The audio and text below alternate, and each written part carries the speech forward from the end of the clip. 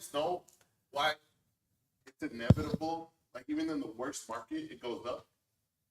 Can you let them know that? Like why? It even goes up even in the worst market because, well, Let's hear it. people die. Right? Unfortunately, people get married. Right. People go to college. People, everything that happens in life, a life-changing event, makes people go out and buy a home. No matter, even if it's 10%. You know, even if it's 20%, people need to buy a house. It's a need, So yeah. It's a necessity. that graph forcefully and evidently will keep going. I'm going to give you an example of that, Raul, and I forgot to tell you guys earlier. How did I meet you?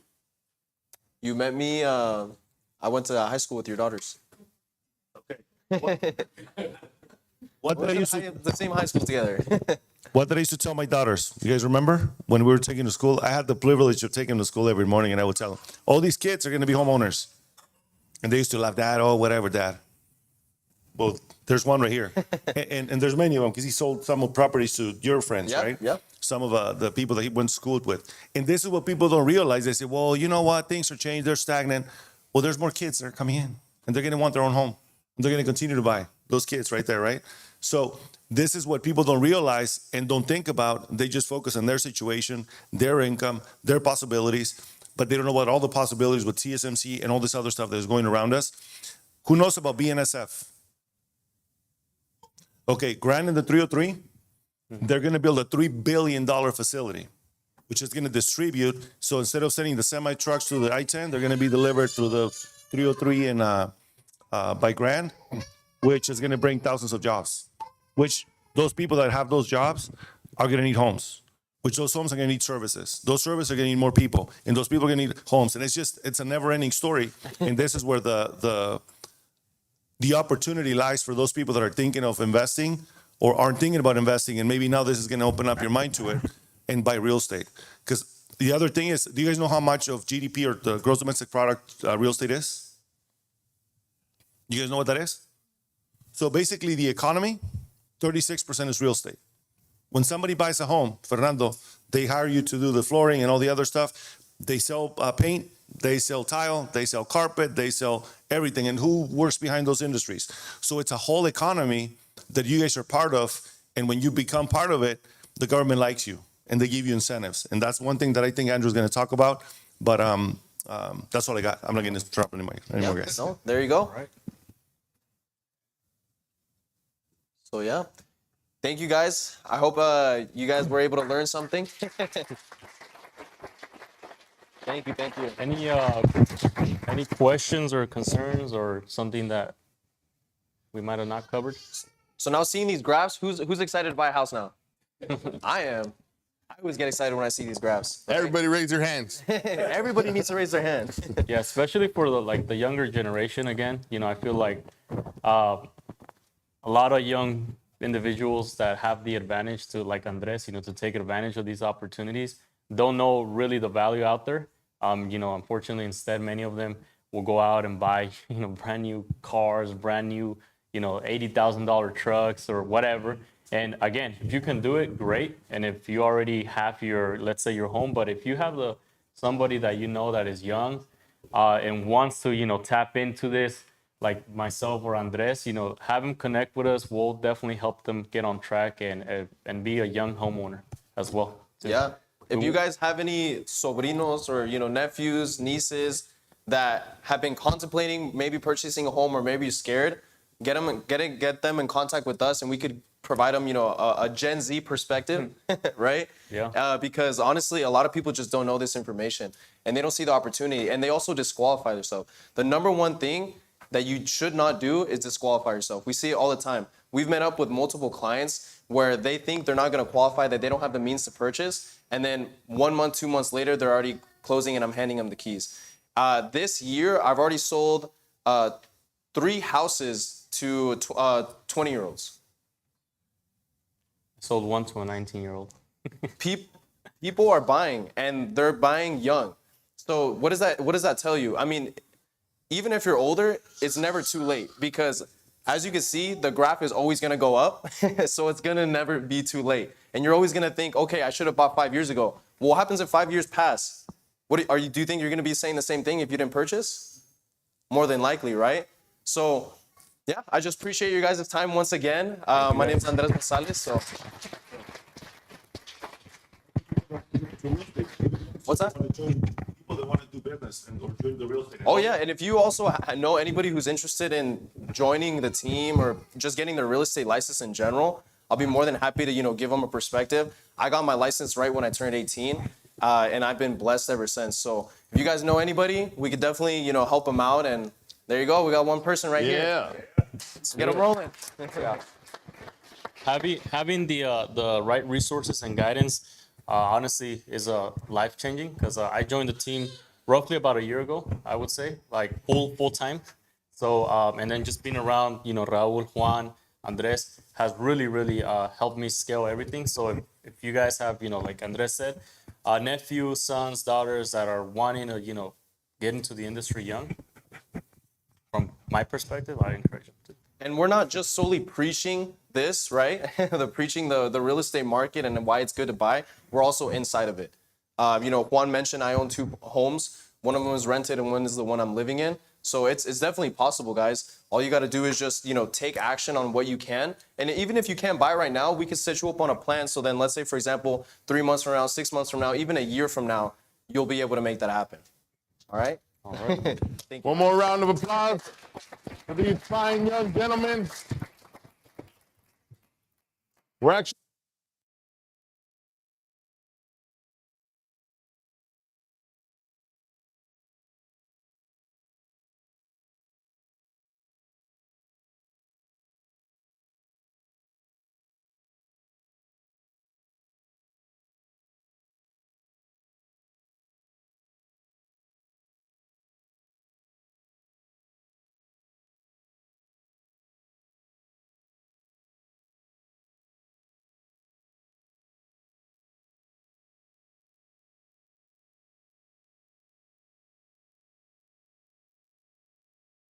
dying.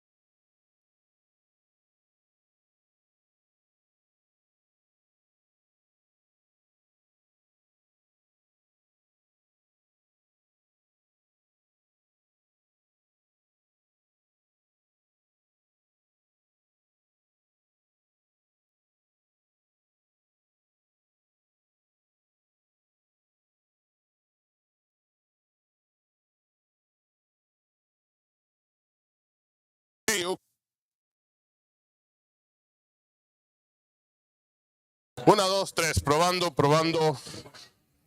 1, 2, 3. We're back. TikTok live, everybody. Go ahead and have a seat. Go ahead and have a seat. Go ahead and have a seat. Everybody, please go ahead and have a seat. ¿Le puedes subir poquito?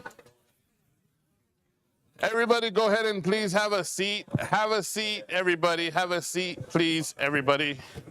¿Qué pasa aquí? ¿Qué pasó aquí? A ver.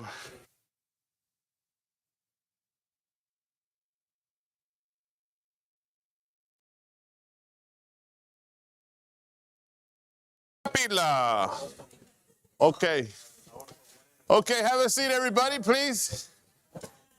Go ahead and join us here to continue the rest of our seminar.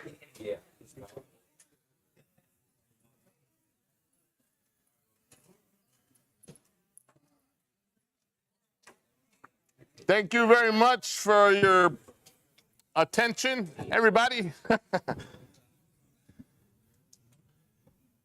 right, guys. Please have a seat. Se acabó la break. We're going to do a little icebreaker here with Mr. Sergio Rodriguez from Rate. We're going to introduce him too. You did basically talk to us about what you do, what Rate is all about, right? Absolutely. All right. Feel free. Let us know what you want to say. All right. Okay. Well, welcome everybody. Thank you for joining this wonderful event.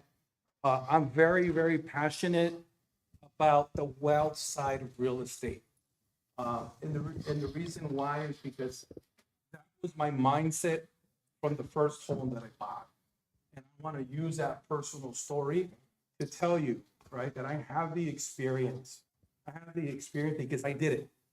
Not only have I done it for a lot of people on the professional side with loan products, but I've done it on the personal side through the use of many products. And, you know, we can talk about that. So I've done lending for 30 years. So I've seen the graph, right? I purchased almost in, not say every market, but a lot of markets. I've seen dips, things that in the beginning I wasn't even aware of were even happening,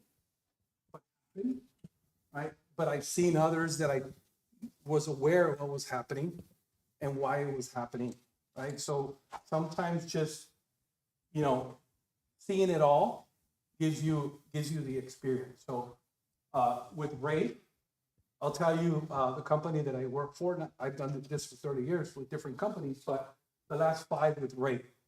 And I'll tell you, and I'll give you examples of what Rate is.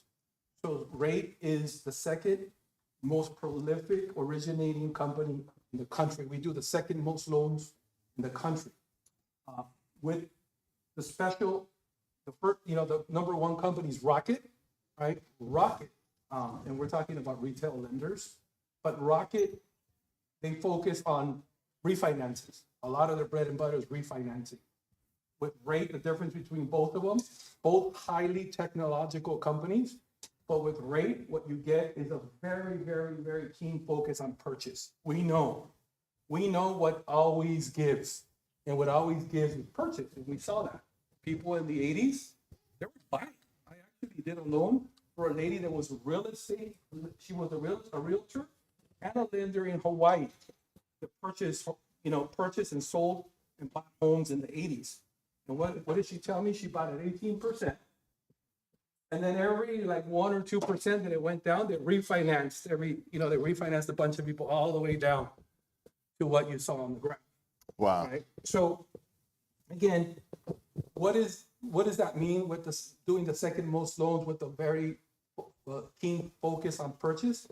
Is the fact that we have a lot of intel, right? We have an infrastructure, right? An operations staff, underwriters that have seen. The more scenarios you see, the more experience you have, right? And I like to use an analogy. What is a loan officer? To me, it's an example of you're getting on an airplane, right? And the loan officer is your pilot. And his job is to get the plane to the other side, which is to get you the financing to purchase your owner occupied or your invested home, right? As we know, I don't say on every flight there's turbulence, right? But who has the experience to navigate, right, through turbulence? Right? And And it's- again, the more scenarios you see, the more we have experience with that turbulence, right? And again, I like to use that as an example because I think it fits. So It's no coincidence that we pick Sergio and Ricardo and many other people that are in our circle. Whoever we bring to you, it's no joke. Like, these people will take you through the turbulence and they will manage you through this process to be able to make sure it's a smooth process. And we love them for that, and we appreciate that for that. And a lot of it is, before that plane takes off, we want to make sure it's mechanically sound, right? Make sure that we know the guidelines, we structure the deals the correct way, right? The second piece is being the second most prolific originating company, right? We are number one in non-QM in the country, right? Number one. What is non-QM, non-qualified mortgages? Those are mortgages for the investors, right? A lot of investors, right? We do loans with bank statements. We do loans with profit and losses. We can do loans with nothing, right? Just assets, asset depletion loans, every single type of scenario imaginable in that non-qualified mortgage space, right? Fix and flips. There's a lot of loans that fit into that category, right? So we're number one. We originate more loans than anybody in the country. Again, not to say, oh, wow, that company's great. The more loans you do, the more experiences you have, the more intel you have, and the more you can take care of difficult scenarios, or easy, you can do it with your eyes closed, right? You can hire anybody, even the people on TikTok, right? They come out on TikTok, yeah, right? Those guys can do easy loans, right? But when the turbulence hits, right? Who can get you to the other side? Who can give you the solution, and who can do that, right? So again, from that speaks, that you'll know about, Rate. They're, they have, I call it the Amazon of mortgage lending, right? You have a lot of products, right? And fast, right? So it's pretty similar, right? I use that example as well. But from the personal side, not only, do I have the experience of 30 years, the personal experience coming from the wealth perspective, right? My first home, I was young, early 20s, maybe a little older than some of these guys over here, like 23, right? And my aunt came to me for guidance. She had a nice home with orchards in the back in California. And she said, Sergio, I have this great idea, right? That we're kind of the economy. She didn't say economy, she just says job. We're having, like, they were probably experiencing some type of downturn, which I wasn't even aware of back then, right? Probably 95, we can pull up the graph and see it. So, she had this great idea of partnering up with 3 of her brother-in-laws to buy a 4-plex in California. They were going to buy it so that each one occupies each one, right? And their payment was going to be like $400 each. So she came to me and she said, that's what I want to do. My $900 payment on a 1,200 square foot home, I think it's worth $700 grand in California. She said, it's just too much. $900, I'm scared. I'm just going to go and pay $400. I said, I don't think that's a very good idea. What good? You're going to go occupy a 4-unit property with 3 of your brother-in-laws. That's a really, really bad idea. So she went away and said, hey, you know what? She went away, and then later I found out she had another ingenious idea. And I love my aunt. And, at that time she didn't consult. She's like, I just sold my house to somebody at work for $10,000. So, she owed about $135,000 on the house. They gave me $10,000. I said, well, what did they do? Did they finance it? What did they do? They're like, oh no, they're just gonna pay my mortgage, right? Did like a wraparound, right? And she gave her $10,000. Well, I don't think that was a good idea either, but he did it. So then that was that. So she comes to me a couple weeks later and says, you know what, Sergio? The lady, she's scared. She's scared of the market. he wants her money back. And I don't have it anymore because I put it into the 4-unit and we did this and this, and I have it. I don't have it. He's like, what can I do? I said, look, I didn't want to take, because he was trying to sell me the house in the beginning. And I was like, I don't think it's a good idea.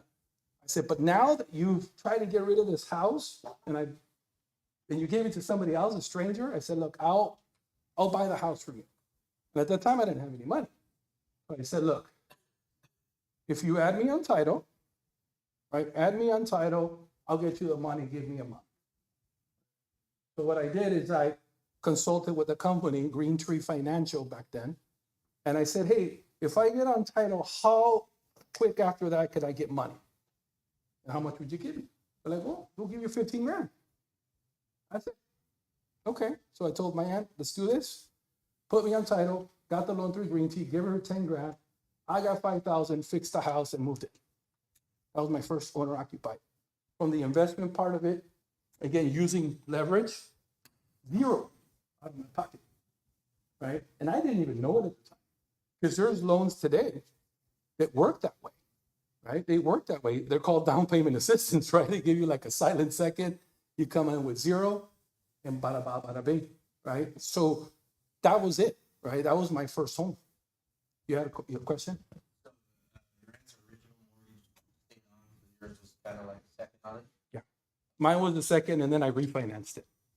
I came back and refinanced both into one, and then everything was in my name. And it was $900, right? And at the time, there was people saying, oh, no, you know what? I don't want to buy a house at $900 a month. I mean, this is not like West LA or anything big, right? It was a pretty decent neighborhood.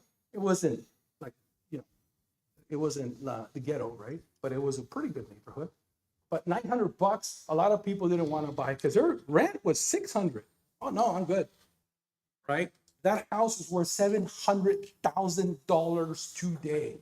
And I watched because I've done, I did business in California for a long time, and I watched those payments just go boom, boom, boom, boom, boom, boom, rent go boom, boom, boom, boom. A lot of people got priced out, right? Because they were comfortable with their payment, right? With Mike, I had a conversation before I came up here, right? And he talked about like buying a home, even if you're like $300, right? You have to put $300 out of your pocket, which people that were renting at $600, they probably had to pay another extra $300. Don't buy the big car, right? And you can take that $300 and, later they watch that rent go all the way to today, probably like $4,000 a month or something for that house. So, that's what you're seeing here in Arizona, right? We've seen that movie before. It's called California, New York, Chicago, right? So this is happening here. Money is flooding in from every state, not just California, but every single state and international. What happens with all that money comes in? Nothing good for prices, right? Most probably the prices are going to go up, right? So I've done that type of loan. I partner up with another buddy of mine. We bought a 3-unit property in California a couple years later, right? That was a great investment. And I bought 2 or 3 other homes that I sold before the market crash here in California. Came here to Arizona. I bought 2 here in Goodyear, and I thought it was a lie. I drove here, 2002, and it said 125 grand on the freeway. Told my brother, I said, it's bullshit. I think it's false advertisement. How could you buy a brand new home for $125 in Goodyear? Well, let's find out. My sister-in-law, my wife's cousin is a realtor in Goodyear. Called her. He goes, no, Sergio, it's not bullshit. Okay. I came here, and then she's like, okay, I'll show you the house. I said, I'll buy 2. I purchased 2 houses in 2002 in Goodyear. 125 each. They were twins, same house as an investment. Then I came here. I came here for employment, right? And so basically I've done that. I bought another 4-unit property in Chandler, 4-unit property at a really good deal. And then I bought another one on Jackrabbit a couple of years ago, and you saw those rates high, right? And from the investment side, the higher the interest rate, the better deal. Why? Because your competition is eliminated. What happens when your competition gets eliminated? Because they can't qualify because of the higher rates, or they're scared. Either way, they get eliminated. So when you eliminate your competition, you're probably going to get a better deal from the investment part, right? Now, when things get better, you refinance it, right? But again, those are just some of the things that I've done. I bought land in Waddell. I had to call the owner. Like literally the guy says, look, I'll tell you the best piece of land in Sonora and Reyes Estates. I'll tell you what the best piece of land is. And it's your job. It's not listed for sale, and he doesn't want to sell it. It was a custom builder. He goes, I'll give you his name. I'll give you his phone number. And if you can convince him to sell you the land, it's yours. And we called him, and we convinced him. He didn't want to sell it. He's from Wyoming. And we got a nice, piece of land that it's $145,000 that I purchased it for. And I got an offer for $300 cash that I turned down, right? Because it's an acre backed up to the mountain. Well, not the mountain, but state land. They can't build behind me. Really nice view, right? But so from the investment part of it, from the wealth part of it, right? I have experience not only professionally, but on the personal side, right? And one thing that I focus on, and I help my customers secure loans, but what I focus on is the deal is made before the deal. Whether it's anything that you do, you got to run the numbers. You got to look at the numbers, right? This real estate group is awesome, right? They know how to do that, right? The deal is made before, not after. Because we've also watched other people like, hey, I bought this land and they can't put utilities and they can't do all this other stuff. They didn't do their homework, right? There was no homework done and they got in trouble, right? They just did it on a whim and they got excited and they did it, right? Or they get into these loans that I have to get them out of, right? Because they don't know, right? The deals are made before. We got to study everything before. We got to run all the numbers. The numbers will tell the story, right? And that's our job. Our job is not to say deal is good or bad. We'll give you that opinion, but it's more to give you the information, give you the numbers, right? Because from the information, that's how action happens, right? Action happens when you get the information and then you're like, create that mindset. You create that view. Preparation is king. It's key. So you guys, any of you believe in luck? Well, we're in the right room. So luck is actually just preparation meets opportunity. So we always preach, give us a call, figure it out. Let's talk about it. You're 6 months out, I don't care. You're 3 years out, I don't care. Let's get on that track, right? And the deal is made before. I've done loans. I've done this for 30 years. I've done loans for Fox Sports producers, right? I've done a loan for Oscar De La Hoya's personal chef, his executive chef. And I had a multimillionaire that would call me for any type of loan for himself or any of his family in York, Pennsylvania, right? Those have been some of my clients over the 30 years. This guy had 33 cars, Olympic-sized swimming pool, and an estate in York. Right? And for me, I didn't even know it at the time. I was younger. I was like, now that I look at it, I'm like, wow. Well, but that's the kind of experience that you need, right, to get to the promised land, which is to get your loan funded so you can buy your investment. Okay? Thank you, Sergio. That's it. That right there, guys, Sergio Rodriguez, lender to the stars. That's what we bring to you guys. And yeah, definitely. Hang out right now. We're going to have some food. There's going to be some contact information for everybody. And with that, talking about, come on up, Paul. Talking about Sergio's, round of applause for Paul. He's going to, building your dream home. So talking about that, Sergio bought a piece of land in the key spot with the key features. And now if you guys want to do the same, right, hit us up. We'll get Paul involved. Right, Paul? Yep. Introduce yourself. Tell us a little bit about yourself here. You have a mic? No, hold on. you're going to have to, Mike. So Sorry. I'll get this one first. And Paul is kind of shy about speaking English.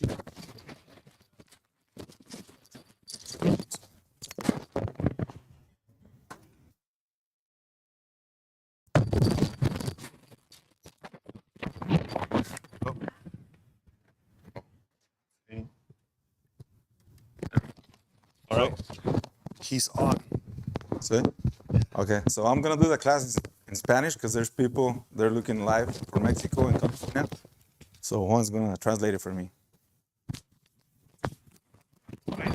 So, Paul, Yeah. where's Paul? Paul. So, mi nombre es Paul Navarro y tengo 18 años trabajando en construcción. Empecé en mi casa. No sabía nada de construcción en ese tiempo. Mi esposa quería un baño, remodelar un baño. Le hablé a un amigo, $13,000 por un bañito de 5x8. All right, let me translate this because it's going to be long. So, Paul started construction about 18 years ago, and he started by working on. What's that? Hold on. So, anyways, he started 18 years ago, and he started doing that because his wife wanted a bathroom to remodel a bathroom, and it was like $13,000. Like, that's a lot of money, right? So, empecé a ver cómo se hacían las cosas. Hablé con amigos, me dijeron, vamos a hacer la plomería, vamos a quebrar, demolición. Fue algo que me gustó. He started doing working with some friends and talking about how he's going to do all the work. So they started demolishing the plumbing and looking into the work. Y al final terminamos el baño. Mi esposa cumplió años, llegaron sus amigas. De ahí valió todo. ¿Por qué? Porque ¿quién te hizo el baño? No, pues mi esposo. Ah, ok. So from there, like it was his wife's birthday, and all the friends came over to take a look at the house. Well, they came over for the birthday, and then they saw the bathroom, like, oh my gosh, who did this for you? And everything started from there. Sí. Entonces ya llegó una muchacha, me dice, oye, quiero que me hagas mi baño. Dije, ah, primero, ok. So one of her friends came over and says, I want you to do one of my bathrooms. Entonces empecé a hacer ese baño, me salió el vecino, salió otro cliente, y de ahí empecé a premiar, electricidad, plomería, piso, pues hacer ya de todo, y ya me quedé en el rango de la construcción. So from there, I started doing electricity, plumbing, and pretty much everything in construction, and that's where I got stuck with. I enjoyed it. So ahorita les voy a dar un poquito de, yo sé que aquí hay gente que quiere ver cómo poder hacer una casa sea para ellos o para poder vender. Entonces se pierden el por qué no compro, porque no sé cuál es el primer paso, qué es lo que tengo que hacer. Entonces ahorita les voy a explicar un poquito de cómo se puede empezar. So for those of you that are here trying to learn how to start into developing and building your home, which we have a couple here that did that already and they're working on almost finishing up their home. I know, Fernando, you built your home already too. You know the process. So Paul is going to guide us through the process as to what are the steps to buy the land, and which we help you with, and then build your property. Sí. Bueno, nosotros estamos trabajando con ellos, pero antes de esto, sí es muy importante primero ver qué proceso es lo que quieren, qué es lo que quieren hacer. Si es para una casa para ustedes o si es casa para poder vender. Porque aquí ya vamos a ver el terreno. Entonces una de las cosas importantes es hablar con Juan y su equipo, ver si viene siendo un acre, si tiene agua y tiene electricidad. Por muy barato que esté, necesitamos ver, porque a lo mejor a largo plazo te cuesta más dinero. So one of the things that are super important, and I'm going to kind of just paraphrase what he said, is knowing where to buy, because you can buy cheap land, but good ain't cheap and cheap ain't good, and it's cheap for a reason. So the first thing is you want to make sure you buy the right property in the right location, because if you don't, you're going to be in deep doo-doo and very surprised. So esto es parte de Juan. Yeah, this is part of mine. But the other thing is like making sure that there's water, electricity, and all that. And again, we'll cover all that here. Entonces, si quieren llamar con Juan, hablarme a mí, podemos ver el terreno y ya les podemos dar una guía de ahí si es conveniente comprarlo o no. Yeah, because not every property, there's property out there in Whitman where it's by the flight zone. And yes, it's beautiful. And yes, it's cheap, but you cannot build a home. Yeah, right? So, and it looks like there's like, well, but there's neighbors. Yeah, but that property in particular, you can't build on it. So you can be in a surprise. So, con ellos estamos trabajando, es una arquitecta. Ella saca todos los permisos. Nos mandamos muchos emails. Ahorita estamos haciendo unas casas con Juan, 4 casas. Yeah, so this is the, not sure if they're architects, but they do the work. Some of them are drafters, and they are working on plans. We're building 3 homes right now. We bought 3 pieces of land, and we're going to start developing here shortly. We're working on the plans right now. So we're working with them, and so far they've been good to us. Yeah. Y es bueno como dueños. Yo sé que en su mente tienen algo que quieren en su casa, pero es bueno hablarlo con el que les vaya a hacer la casa, que en este caso va a ser yo, ¿verdad? Y ahí podemos modificar lo que sé, como ahorita en el plano de nosotros nos habían puesto ventanas chicas, entonces una casa para vender, unas ventanas grandes, un sliding door un poco más grande. ¿Por qué? Porque le vas a sacar más a largo plazo. So one of the things that we didn't know about, like for example for myself, is like all the little details. I can look at a plan and my eyes go like this. Like I didn't used to be able to read them. Now I can see them. My wife is amazing with that. So and then my daughters, they have a beautiful eye for that. But it's good to have someone next to you that can tell you if you do these things, they're not that expensive, and they'll make your house pop, right? I've noticed some homes that were built, luxury homes down the street from where we live, and sadly those windows are like they're cheap. And it doesn't look like a luxury home that would have the nice view windows, you know what I mean? So having someone next to you that can guide you in the process when it comes to those little details and say, hey, instead of a 2x6, if we're gonna sell it, maybe make it 2x4, like all these things that we don't think about that he can see, you know, it's a great team to have together, right? From buying the land, then having the architects, then putting it together, it's super important. All right, so that's the company you work with. So, APS es la compañía que más cubre lo que es el área de Phoenix.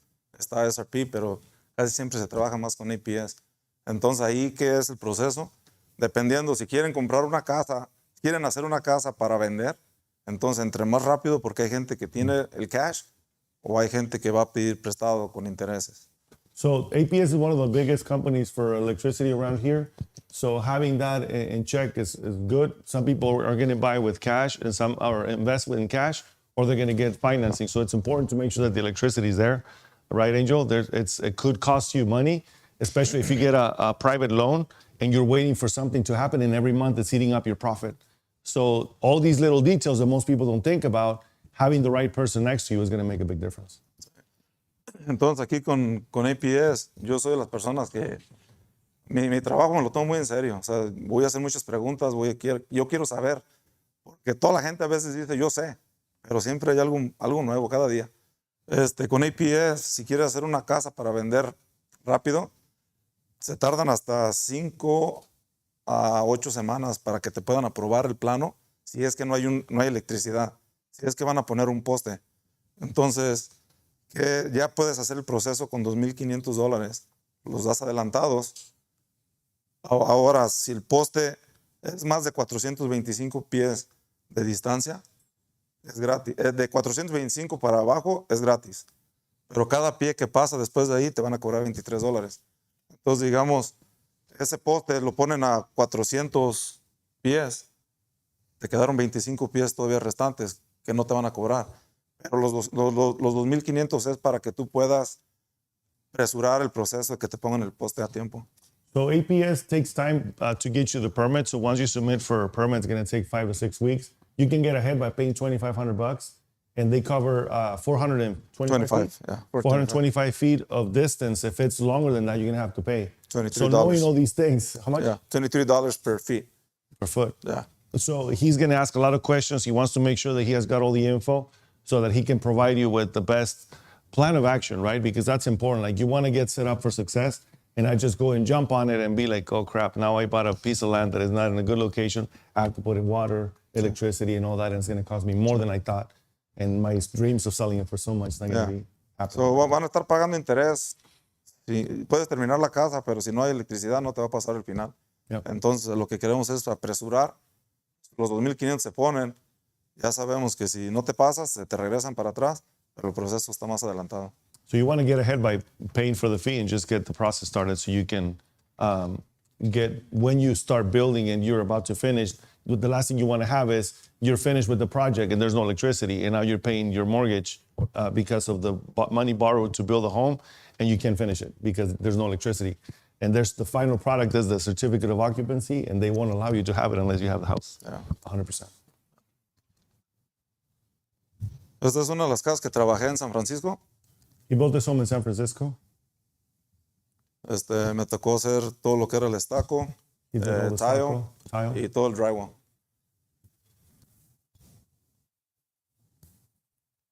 Those are videos when you were working on it, and this is the final. Esa es la final, sí. Esa- Ignore her. If you guys want to sell your property in California, call us. And this is the house inside. It's a YouTube video. yeah. Yeah, blonde hair. En Woolwich está a 15 minutos del puente. I think the internet's kind of slow. Well, anyways, it's a pretty beautiful house. La querían vender en 25 millones, o ya después se pasó el COVID y creo que la pusieron al mercado en 17.5. This house was sold for like $17.5 million.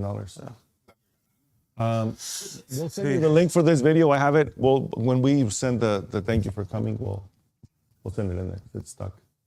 This is what it looks like. Good job. That was good. Ese también, ese me tocó ser parte, creo que no pusieron. Yo mi trabajo cuando empecé era tile. Empecé con el baño que quería. Entonces empecé a tile y me tocó hacerlo con un primo. So Entonces, when he started hicimos. doing this kind of work, he was doing tile, and he did this with his cousin. You know what? At the beginning, I couldn't tell what it is. Is this a bench? That's a bench. Again, my mind doesn't work like all of you. I'm not an engineer.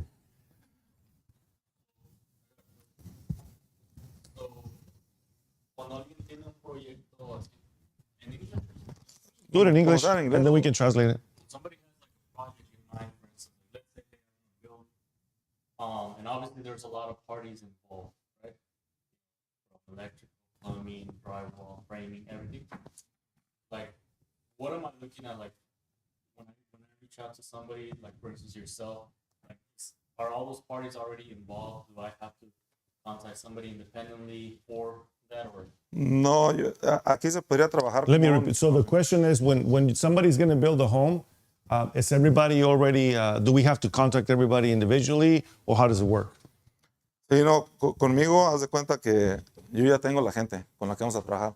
Se podría hacer, o tú como dueño, pues realmente lo tuyo es vender casas. La construcción pues ya es parte de nosotros. Pero siempre es muy importante, como te decía, el paso primero es ver los planos. Entonces, de los planos ya podemos nosotros guiarnos y decirte qué es lo que podemos hacer, pero la gente la tenemos nosotros. I have everybody to do the work, and actually, I can be a test of that. He's remodeling one of my. It's going to be a flip over in Phoenix. The house needed everything. Like we had to. It was covered in termites. It needed new plumbing, so we did new lines, plumbing, electrical. And honestly, the pricing that I got was completely different than I would have gotten otherwise with another company. So, thank you for that. Preguntaba, obviamente, de que si eran en todo el equipo, si que tenían que contratar a gente diferente. Y básicamente, pues tienen a todo. Yo puedo ser testigo de que Sí. me acaba de remodelar una casa. Y esa es una de muchas que me llamas trabajado. So. Sí, pues ahorita la estamos trabajando. Oh, de la otra, man. Cualquier casa que cierra, si ocupa algo, ahí estamos siempre a puntuales, es una de las cosas.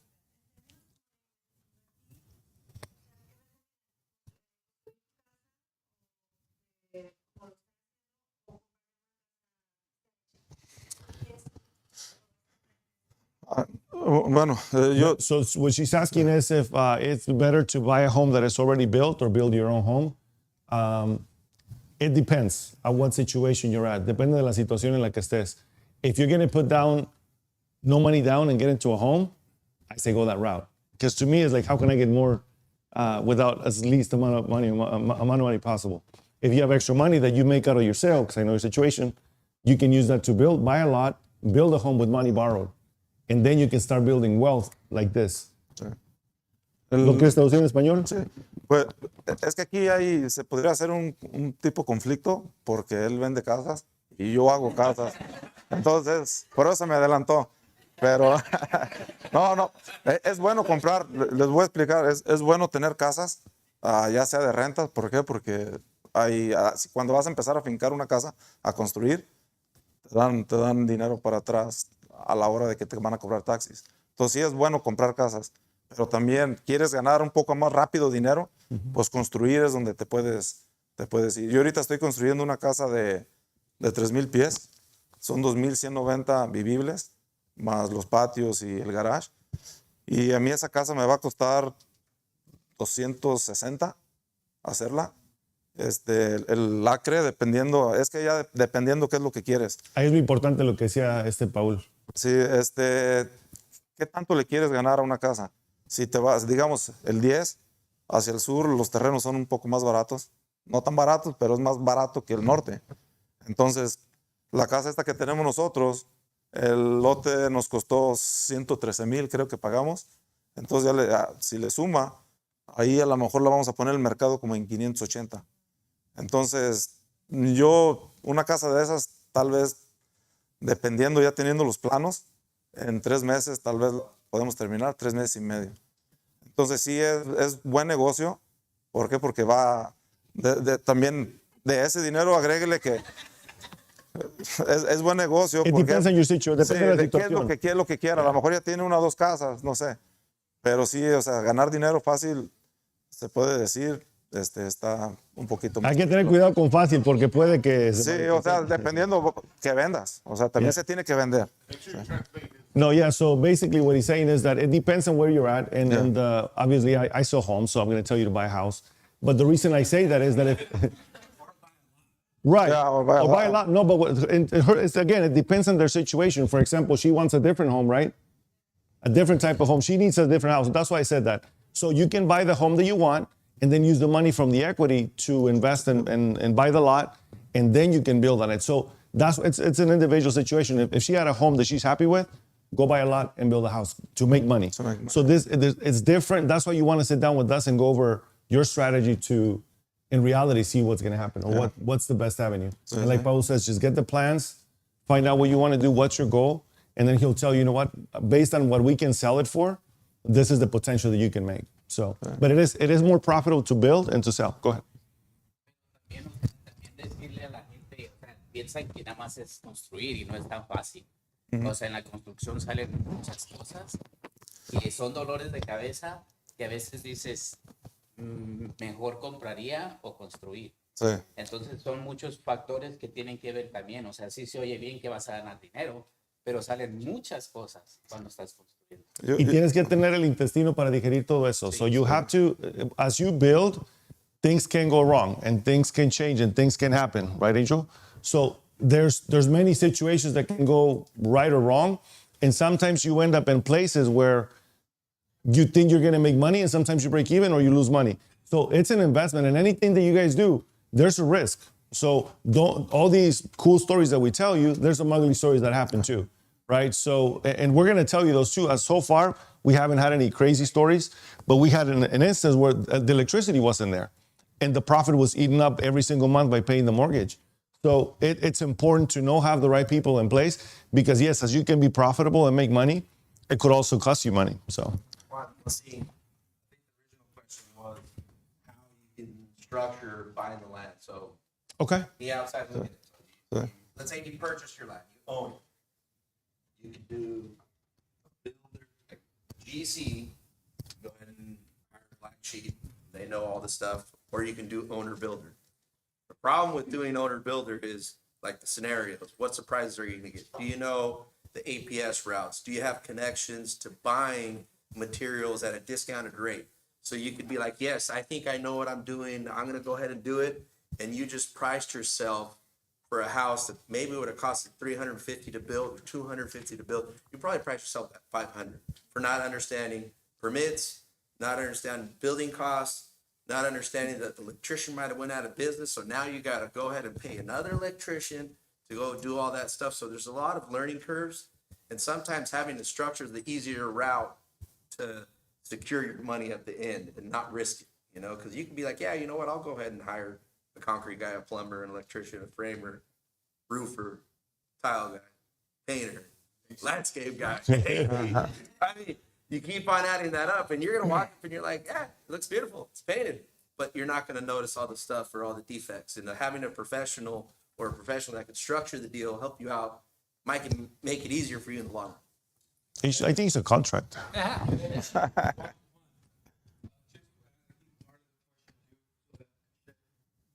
can people do that, right?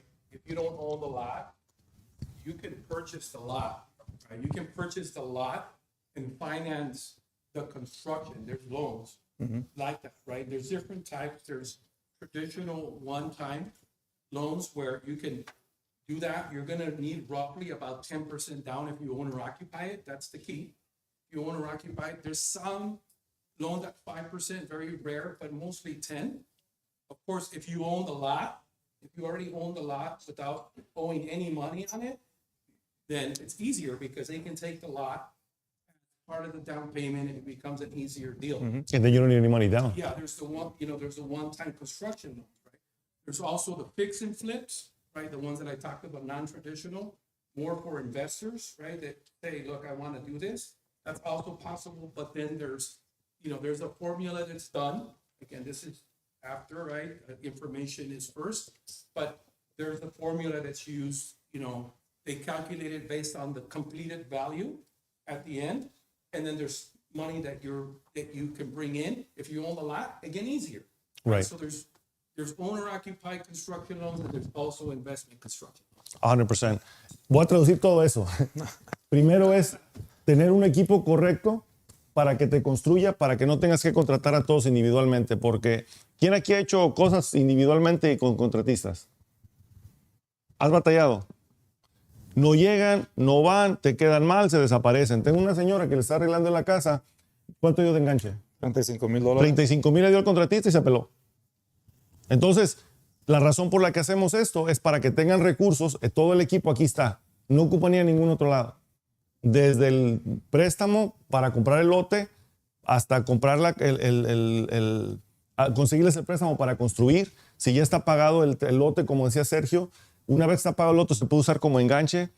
Hay muchos detalles, hay muchos contratistas, como lo mencionaba. Entonces, para no estar ustedes haciéndose bolas con todo eso, aquí en esta parada solamente nos encargamos de todo. Conseguirle el lote, conseguir los permisos, conseguirle los planos, hacer la construcción y por ende, si van a vender su casa, venderla. Si la van a vivir en ella o rentarla, les ayudamos con todo para que no se compliquen. Entonces, lo que queremos sacar de esto es eso, de que no tiene que buscar a alguien que le haga cada cosa, sino que aquí está todo y el precio es asequible. Y ya para eso nos sentamos si quieren a platicar aparte para que les demos detalles, porque cada proyecto va a ser diferente. Desde el tipo de construcción, terminado y eso. Así es que ahí le dejo esto. Sí, ya nomás para contestarte, Jesse. Yo pienso que cada contratista tiene en su mente qué es hasta dónde llegar. ¿Sí me explico? Entonces es bien importante yo sé que entre parejas decimos, vamos a hacer esta casa, me gustaría hacerla así, vamos a meterle una ventana, pero ahí es donde yo le digo, o sea, podemos entrar nosotros como construcción y ya decirte, ¿sabes qué? Mira, aquí va a haber un problema, yo sé que te gusta, pero le podemos agregar esto. ¿Para qué? Para facilita la electricidad, el aire acondicionado. Vamos a quitar esto. Por eso es importante llevar al contratista. O sea, si el contratista desde el momento no quiere saber nada de planos, entonces él no es el correcto. Y ahí me encanta a mí yo lo que hago. Entonces, ahí vamos a estar echando la mano. Okay. So he says that it's important to have the right person that's going to do the job because when you're building a home, it's your home, right? You're going to determine what you want on it and what you don't. And if somebody that knows what he's doing is going to tell you the reason we can't do this here is because of this, right? I mean, I'm sure they can do anything and pretty much build the house however you want it. But down the road, you're going to have issues. And you don't want that, right? But it's good to have people with experience to make sure that when you're building something, it's going to make sense for you, not just now, but in the future as well. All right. ¿Otra pregunta? No. Questions? All right. Bueno. Go. It's very important. Paul was the contractor that helped us fix our bathroom as well. The one that has to be the bathroom. But it's very important that when you hire somebody like he's an honest person, hire the contractor that's honest and straightforward. It's very important. Okay. The communication between the customer and the contractor with the customer is very important. Okay. That's all I have. Gracias. Ok, gracias. Thank you. Dice que es importante el contratista que vas a trabajar para que tengan la comunicación de ellos hacia ti, de ti hacia ellos, para que haya honestidad, ¿no? Y todo salga bien. Porque creo que en todo es como lo que hacemos nosotros. Le digo a la gente cuando vamos a sentarnos a platicar, sabe que esto es como una relación. Si no nos llevamos bien, ¿para qué estamos juntos? ¿Verdad? Entonces es bonito poder tener un negocio y un trabajo con gente que haces click, ¿no? Y la mayoría de ustedes han trabajado con nosotros o van a trabajar con nosotros y pues les agradecemos por la confianza, ¿no? Entonces, aquí lo que se trata no nomás es que digan, yo soy el contratista, Juan vende las casas. Aquí lo que estamos haciendo es hacer un grupo que si llega el cliente, nos vamos a involucrar el cliente, Juan y yo. ¿Por qué? Porque si hay un terreno que no tiene electricidad, no tiene agua, entonces ahí podemos buscar otras opciones o ya podemos ver los permisos para hacer pues un well, para tener agua o la electricidad. Podemos ver otro que a lo mejor ya tiene todos los servicios, te cuesta poquito más caro, pero ya no le vamos a meter, ya no le vamos a batallar tanto. So here's important to note that working with us, basically you're going to have the peace of mind that when you look for a lot or a property, it's going to be the right property. Because if you buy a property that is cheap, but it doesn't have the services, and then if you do the math and then there's another lot pretty close to it or it's similar in value, depending on what your goal is, that's why I say it's important to know your goal. You know up front what's it going to cost you. Is that cheaper lot cheaper because you're going to have to invest way more than you would have paid otherwise for the lot next door, which is a little higher, but it has all the services. And, you know, you can sell it for more. Location matters, guys. Location, I know you're going through that right now. If you buy a lot, let me just give you guys this. I use this example a lot, and please don't kill me because I'm pretty blunt, straightforward. I'd rather hurt your feelings and let you know the truth than tell you something you want to hear and not be the truth. When you buy a property, it could be a castle, but if it's in the swamp, it's still the swamp. When you buy a property that is in a good location, but it's an ugly house, I buy that 1,000 times. Why? You're not going to change the swamp. So it's important that you buy a good location. There's a location right now where there's potential to make $1 million per house in a year or maybe a year and a half. Who here would want to make $1 million in a year or a year and a half? All right? Well, we have those options right now, and I'm telling people, I own 2 lots in that location. We're going to be building here shortly. But you can make that or more. There's a property listed for $6 million right now, another one listed at $5 million, one closed for $4.4 million. Angel knows who that is. And so there's opportunities, but people don't see it. And sometimes there's a book, it's called Acres of Diamonds. Have you read it? See, not in your head. This guy was told that if he should go, he was a king, right? Or something big. And he said, you need to go out and find diamonds because that's you're going to grow your wealth. So the guy sells his land and goes and search for the diamonds. He goes all over the world looking for the diamonds. He loses all his money and he jumps off a cliff and kills himself. Well, the person who stayed at the property, who bought the property from him, one day he was farming the property and runs into a diamond. He didn't know what it was, so he went to the shed or one of the sheds, and he put it on the table. And then there was the monk that told this guy to go search for the diamonds. He's like, "Is the master back? Look at the diamond." And the guy's like, "What are you talking about?" He's like, "This is a diamond. Is he back?" He's like, "No, he's not here." "Where'd you find this?" "I was farming and I saw it." And this is a real story. That land was one of the biggest veins of diamonds ever found in history. So a lot of times we have the diamonds in our own land and we don't know about it. We're searching all over the place. But there's a lot of diamonds in here that people have no clue about, and we're sitting on them. And that's what the last thing I'm going to say about this. I don't know if you have any more. All right. Awesome. Well, thank you so much for All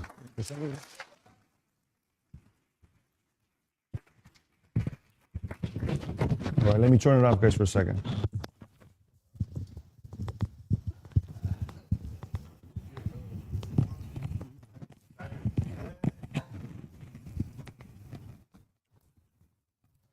Every time this guy talks, there's diamonds just falling out of his mouth all day. And if you miss it, and there's always a book coming out of his mouth too, which is awesome, man. I'm so behind on all the books that he's recommended throughout the years. But Ricardo, come on up. Oh, no, it's on. Ricardo Bojorquez is another awesome team member. We call them team members too because basically We're at the office every day. They make it happen. They make it happen for us. Ricardo, tell us a little bit about I got a couple questions. Okay. Definitely for you. Feel free. Ricardo Bojorquez. I've been in lending for the last 13, 12 years, just about. I started with a big bank and then moved over to brokerage, which has definitely been the best move I've ever made.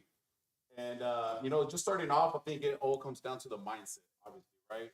Always have the mindset of growing, investing the money in the right way, which is always, you can't go wrong with real estate, right? For everything ties up, like we're talking about, everything 30% of the wealth, the economy is built within real estate, right? So for me, the big focus is the two things. It's the cost of waiting and the cost of investing, right? I think it factors quite a bit to real estate. Not to sound like a broken record, but I feel like the cost of waiting goes back to, the rates. I feel like every conversation I have with every single client that we have in the office, every consultation, it starts off with, hey, I want to wait until the rates get better. But like what we've been saying since the start is that the more we wait for those rates to get lowered, it gets more expensive to buy that house, right? I can definitely let you know that for the current homeowners, the best time to buy was, yesterday. Why? Because they got the better price. They got the better terms.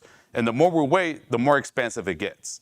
So waiting for the rate, for me, it doesn't make sense because you are able to negotiate a better price, a better deal, get those closing costs paid for by the seller, not yourself. So that's a big savings.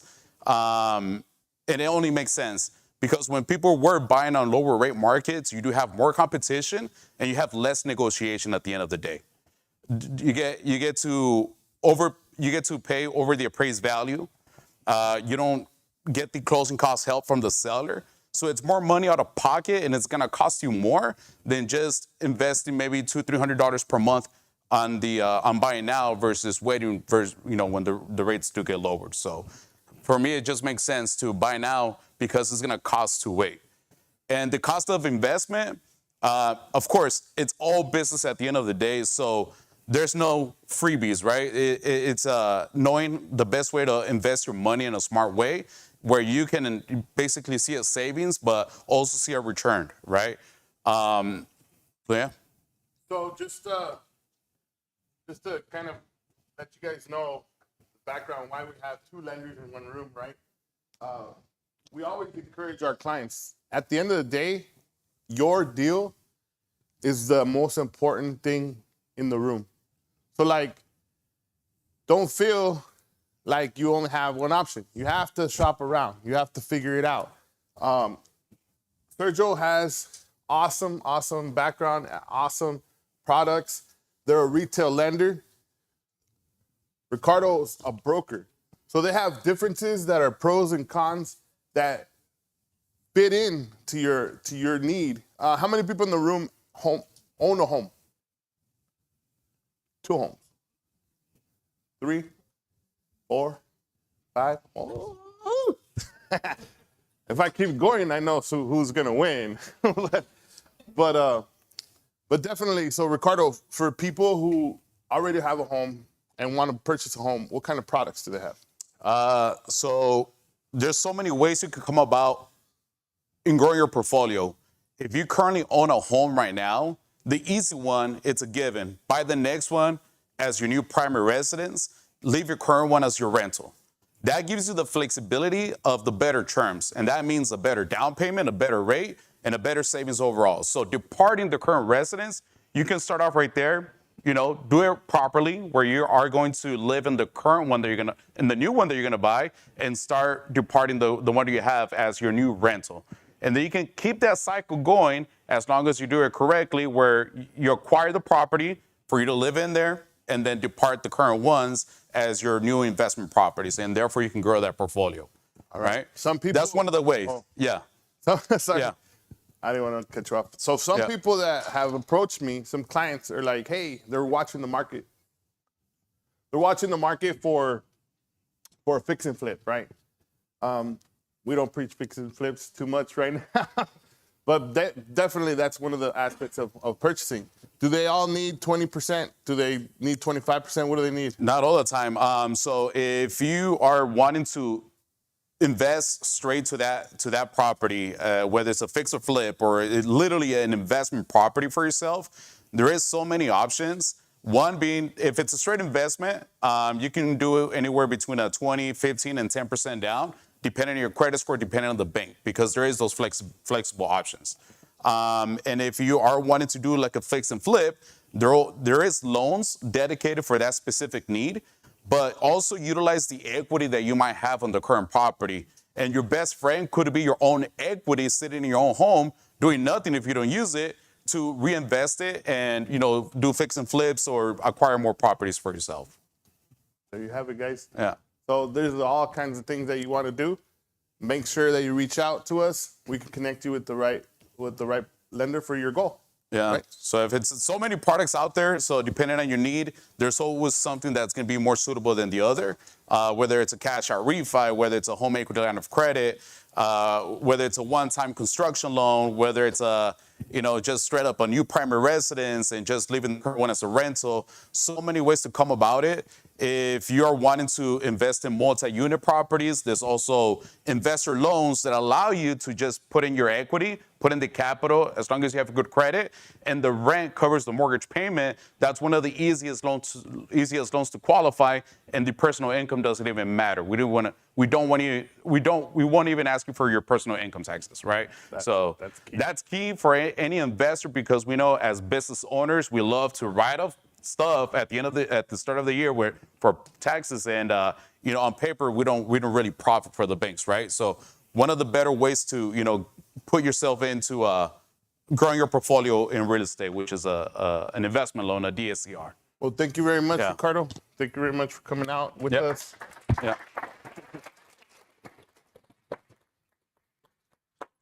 Feel free to connect with any of these guys as soon as this is over. Right now we have Andrew Moss. His story of becoming an investor is almost uncomparable to a lot of people currently. I don't know about all that. Yeah, no, definitely. There's more diamonds to come, guys. Go ahead.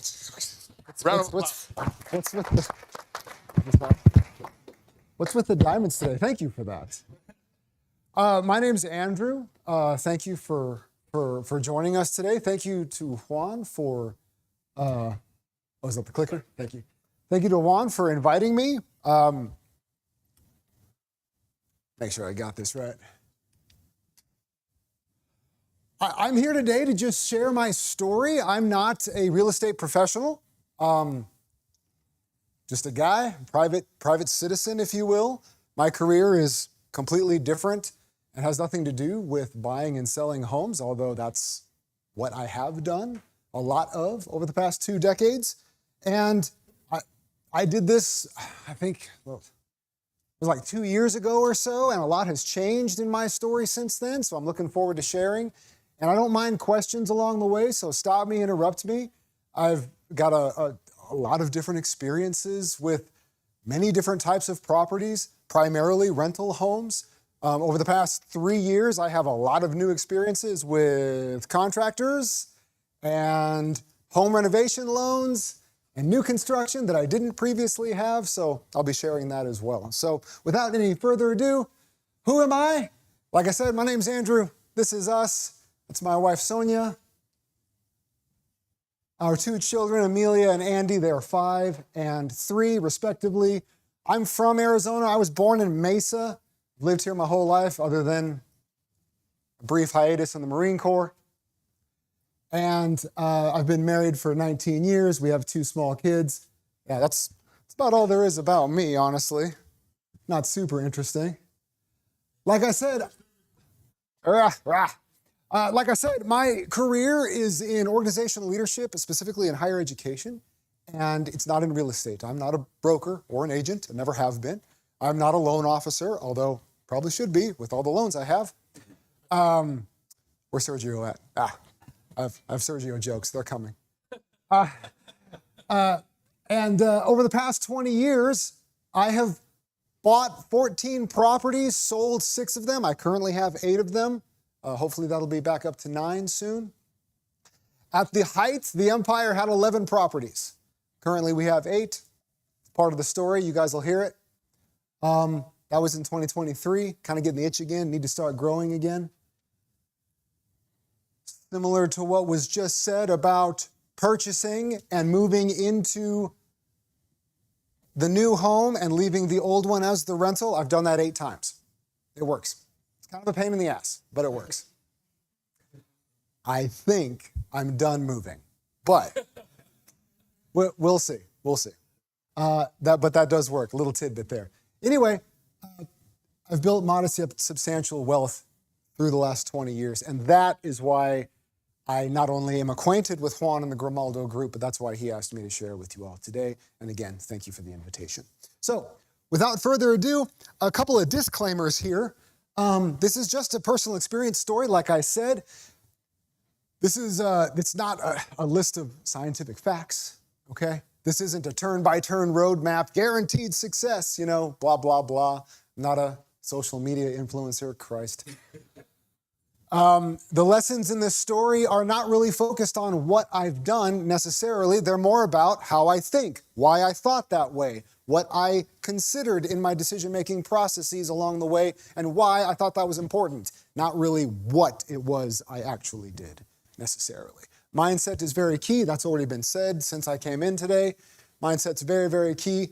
And just a little disclaimer here, both my parents are alive and don't stand to inherit a whole lot anyway. Little disclaimer, haters gonna hate, you know what I'm saying?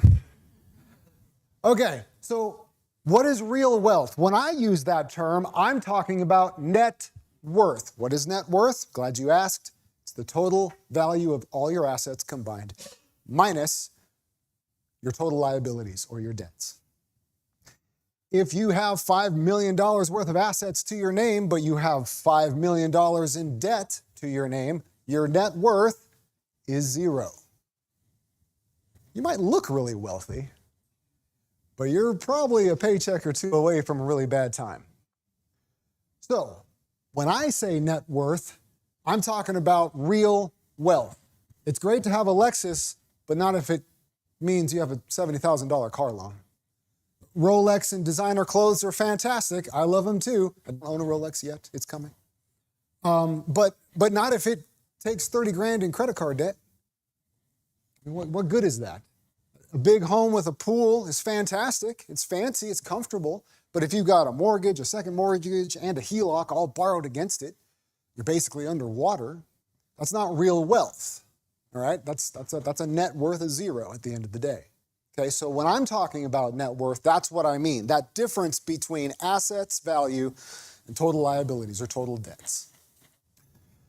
That's how I measure myself and my family, where my wife and I are today. We care about net worth. We don't really care about stuff. And hopefully that comes through in my story. It's not that we deprive ourselves from stuff. We all have, some material desires and all have interests and collect things and have hobbies. That's fine. But not at the expense of what we're trying to build long-term. And for us personally is comfortable retirement early if possible and not having to worry about bills and just enjoy our children as they grow. And anyway, that's part of our goal. So just wanted to explain that. That's what I mean with wealth. I drive a 15-year-old Chevrolet. I shop at Kohl's, Sergio. He had an issue with my Kohl's credit card once upon a time. Walmart and Amazon are my best friends. I'm not a material type of guy, but I want to ensure that I'm comfortable and I'm secure and I don't have any financial concerns as soon as possible. Whether I live to 70 years old or 97 years old, I don't want to have to deal with, oh gosh, I'm on a fixed income and I got to rely on Social Security, which, Christ save us, is probably not going to help any of us, least of all me. All right, so the story begins. The year is 2003. I am about a month away from joining the Marine Corps and shipping out to basic training, and my father says, son, you've had your part-time high school jobs for the last 2 years. Have you saved any money? And I was always kind of studious and a good saver. Didn't really spend much other than gasoline and car insurance for my little car. So I saved up about $8,000. Today's money is about 12, inflation. And he looked at me like he'd, been hit by a bus. He thought I was stupid. And then he immediately thought, why didn't I ask sooner? Because he said, look, you're going off to the Marine Corps. Is it just going to sit in the bank, or do you have a plan for investing? And I hadn't really thought about it. So it was just going to sit in the bank. Sent me down to talk to a family friend who happened to be a CPA, who happened to have some lots for sale that he was developing. He had just finished, this was like in March of '03, he had just done my little 1040 easy tax return for, the $4 I made that year because I was 17. And so I called him up and we finished up my taxes. He said, sure, I do have some lots for sale. They're outside of Flagstaff. I'm going to develop them, but it's a slow process, and I'm not selling them on the market yet, but I do have a dozen or so, and you're welcome to one. If you want, I'll draw up an amortization. We'll call up a title agency. We'll do the deal. But the mortgage payment is going to be about $1,100 a month, and for a 17-year-old kid, that's a lot. But I was joining the Marine Corps, so I knew I'd make about that a month. They don't pay you very well in the Marines, by the way. I wouldn't have a lot of spending money, but I figured, you know what? I'm probably going to deploy. They're going to send me overseas. I'm into it. I'm not going to be blowing money anyway. Let's go for it. So I did. And the mortgage payment was like $1,100 a month, and I had very little spending money, if any, for the first 2 years of my service in the Marines. But that's okay. Turned out okay. It was a non-traditional loan, seller financing. I sold it 2 years later and made about $45,000 after Uncle Sam took his cut. And I've hated Uncle Sam ever since. I had about $40,000 of profit in 2 years, and I'd really done nothing other than make the mortgage payment every month. I was hooked. Stashed that money away, never thought about it again. Until I did. That's coming up. I didn't have anything to do with it. I was still in the Marine Corps. I was staring a second, down a third deployment in the face. I didn't have any plans for reinvesting my money, so I just stashed it away. I didn't have the time to go looking for more property or a different deal, so I just stashed it away. Ended up getting married, deployed another time, deployed a third time, saved all that deployment money because downrange and outside the wire, not a lot of opportunity to spend your money. And again, the Marine Corps doesn't pay you very well, so I just saved it. My time in the Marines came to an end, and it's the tail end of 2007. And my wife and I decided we needed to buy a home because we're going to live here. And, living with my parents was not a good prospect. So we did. And we found this little place not far from where I grew up, honestly. It's in Gilbert. I grew up in the Queen Creek area. And it was 2007. It was about 200 grand. I had saved up 14K during my deployments and just kind of stashed it away. We used that money for the down payment here. That's not quite 20%. So we had to deal with private mortgage insurance, first-time home buyers, FHA loan, not bad. We lived there for about 18 months. We still own this house today.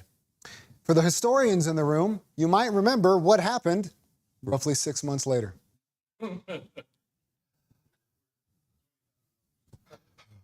Kinda.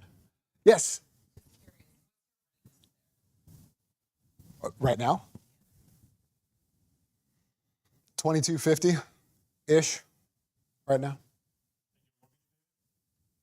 Well, I've refinanced that like 8 times, but it was $1,000. My mortgage payment currently is about 17. After the most recent refi. I get into that later. Cash out refis become very, very helpful, as was just mentioned. Anyway, so 6 months later, we start hearing about the market and how everyone's underwater. And we didn't know what that meant. Come to find out, we were very underwater. We were finding Nemo. We were so far underwater. And if you don't know, that simply means your loan, you owe more on it than it's worth.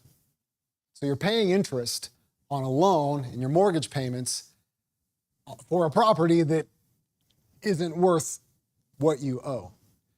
And a lot of friends at the time, and even folks who were significantly older than we were, walked away, let it go. Walked away from their homes. They went to foreclosure, ruined their credit. And we were even advised you should do the same. It's not worth what you owe on it. And we thought about that, and that sounds scary. But my wife and I thought, well, wait, isn't that what everyone does with their car? When they buy a new car, they drive it off the lot and it depreciates a lot on the first day. Isn't that the same thing? Why don't people walk away from their cars? Weird. That doesn't feel right. Okay, well then, let's say we walk away and we find a place to rent and we ruin our credit because now we have a foreclosure. And 4 or 5 years from now, our credit recovers and we try to get back in the home buying mode just to be where we are right now, 5 years down the road, after throwing money away in rent for 5 or 6 years? Why would we do that? That doesn't make any sense. We're both still employed. We can make our mortgage payment. Why would we walk away? Won't the market rebound eventually? And we'll be okay? And we won't be underwater anymore? We didn't know, but we knew we didn't want to walk away. So we stayed. Underwater and everything. One of the best decisions of this story. And there were some bad ones. I'm coming to those. Any other questions? First-time home buyer. Oh, I think at its bottom, it was probably worth $65K or maybe $75K. It was still in Gilbert. It's still a very lovely neighborhood. It was then. It still is today. Today, that home is worth about $450. So it worked out. It's not underwater anymore. It took about 3 or 4 years, but it recovered. Okay, so we're underwater. And we're making the payments. We're trying not to worry about it. It's not going to be that big of a deal. The market will rebound. And my wife comes home and says, 3 streets over, the Richmond American, the builder, who was building in that neighborhood, they're selling houses for barely more than what we paid for this, and they're a lot bigger. I was like, no kidding. So we walked down the street, and sure enough, this was 1,000 square feet bigger than that one, and it was only $45K more expensive. Well, that doesn't make any sense. Why we've only been here 18 months. Why would we buy that? Well, what if we just turned this into a rental and we moved into the bigger one? Could we do that? I don't know. Let's figure it out. Turns out we could. Again, we're both still employed. We always tried to live beneath our means, save money, be conscientious. We were driving older yet serviceable vehicles that were paid off at that time. So we walked into the sales office, and this is 2009, and builders couldn't give houses away. So they loved us. Worked out. Had this place finished. It was almost done at the time. Finished it, and we moved in. 18 months after moving in to the first house, all of a sudden we had 2. And we moved into this one, and that one became a rental, our first rental. We put $40K down. We used the profits, finally, from that. Because remember, I'd stashed it away and never touched it. So this we sold in 2005, and this we bought in 2009. 4 years later. Patience and the long game, after reflecting, was important because could have blown that 40 grand easily. We were newlyweds, could have gone on trips, only been married for a year or 2 years at that point. It could have disappeared without a second thought. But we figured, hey, opportunities down the road might exist. probably should be ready for. We were. Okay, we lived here for the next 4 years, but not even 1 year later, my wife comes home again. She has a habit of doing this to me. And she said, did you know that 1 mile north of us, another builder is building homes and they're advertising brand new homes, $125,000 in Gilbert. I said, wow, that seems very reasonable. Let's go look at them. And so we did. And as expected, actually not expected, surprisingly, I was doubtful, but I was wrong. Again, the builder loved us, couldn't give houses away. So we swiped one. It was brand new. It wasn't even under construction yet. We built this. It's a brand new build. We didn't move into this one. It was much smaller than where we were, and we didn't want to move again. It had only been a year since moving into here. We didn't want to move again. That's okay. It's 2010, and builders don't care what you're going to do with the house. They just want to sell them. So we came in as investors, we bought it, and immediately, once it was done, turned it into a rental. 20% down, 25K. Where'd we get it? Lived beneath our means and we saved. There's no science, there's no special sauce. We lived beneath our means and we saved. The end. We didn't deprive ourselves. It's not like we stayed in and watched TV every weekend for 48 hours and went back to work and saved every penny.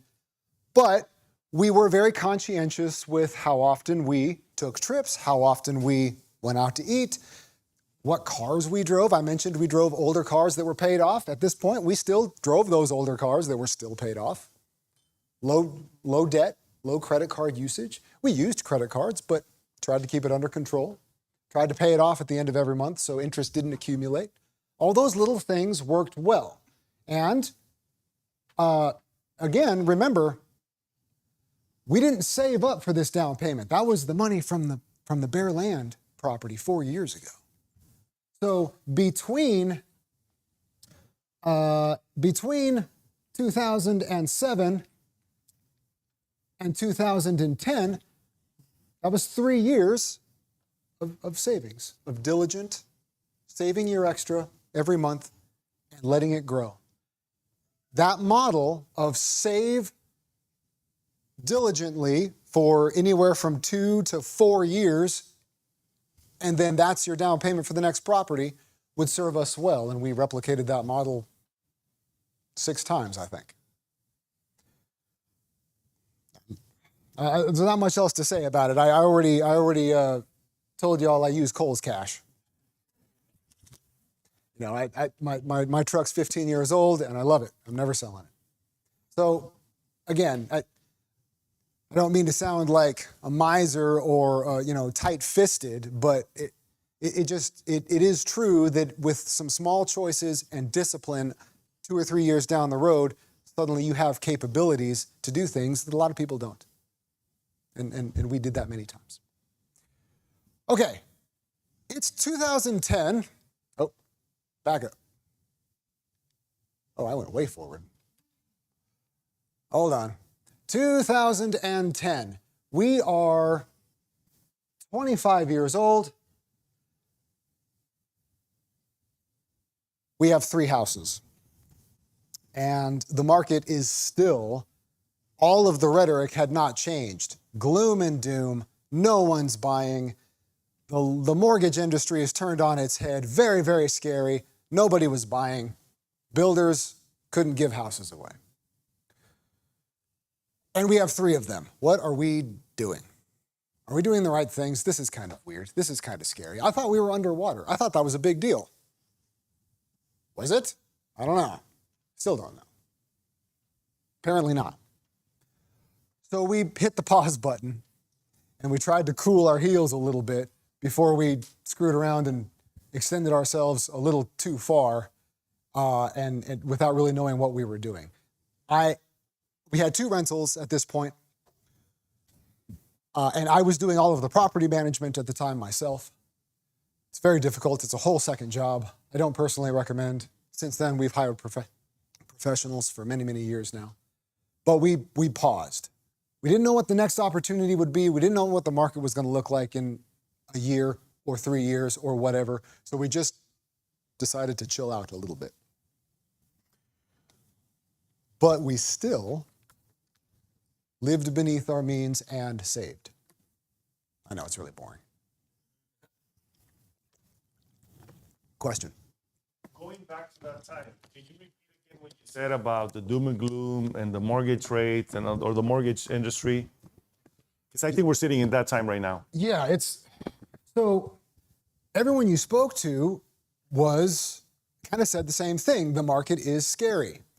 The mortgage industry was getting, kind of turned upside down because of the whole subprime mortgage meltdown that caused the housing crash in 2008 that still lingered for like the next 4 years after that.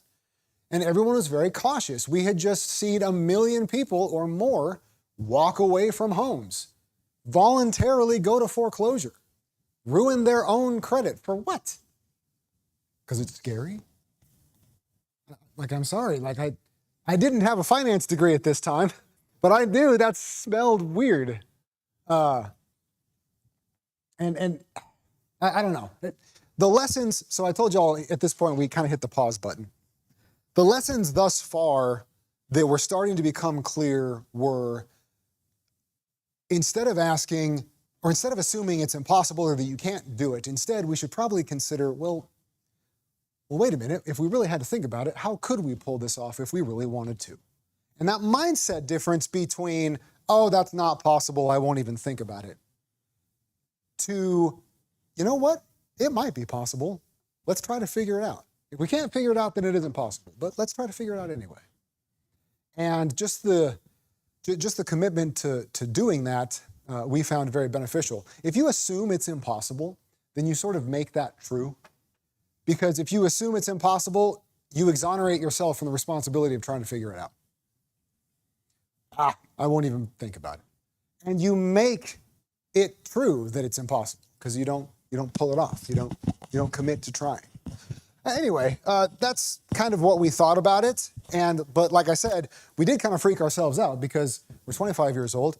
Nobody owns a house in our age group at that time, and we own 3. It was weird. We were proud of ourselves, but in the back of our minds, we were also kind of wondering, are we royally screwing ourselves over without even knowing it? And could this all come crashing down on us and it'll all be for nothing? We didn't know. So, it's 2010. We are living in property number 3. And 4 years later, opportunity struck again. So this thing was a little bit of a giant. This was also in Gilbert. It's 2013 now. This was my parents' home, and they wanted to downsize.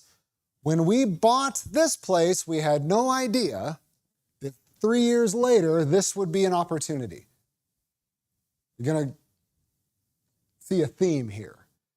But we knew we wanted to be ready for whatever that opportunity was. It just so happened that this was it. If this hadn't been the opportunity that came up, we probably would have, grabbed another one of these somewhere. Either way. Regardless, this was a very unique opportunity because it belongs to my parents. I called up a few lenders. I got an approval for a loan. I called up a title agency and I explained what we're doing.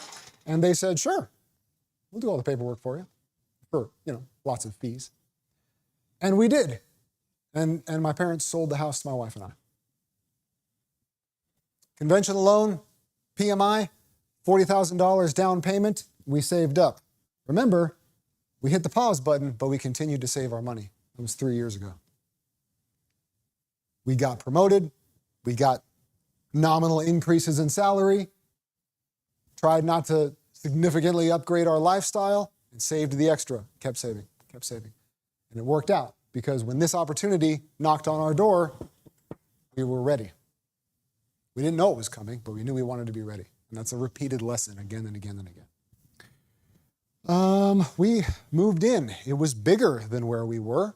And we surmised that the bigger the house, the harder it would be to make a rental. So we moved into it. It had a pool, very beautiful, very lovely, lots of maintenance.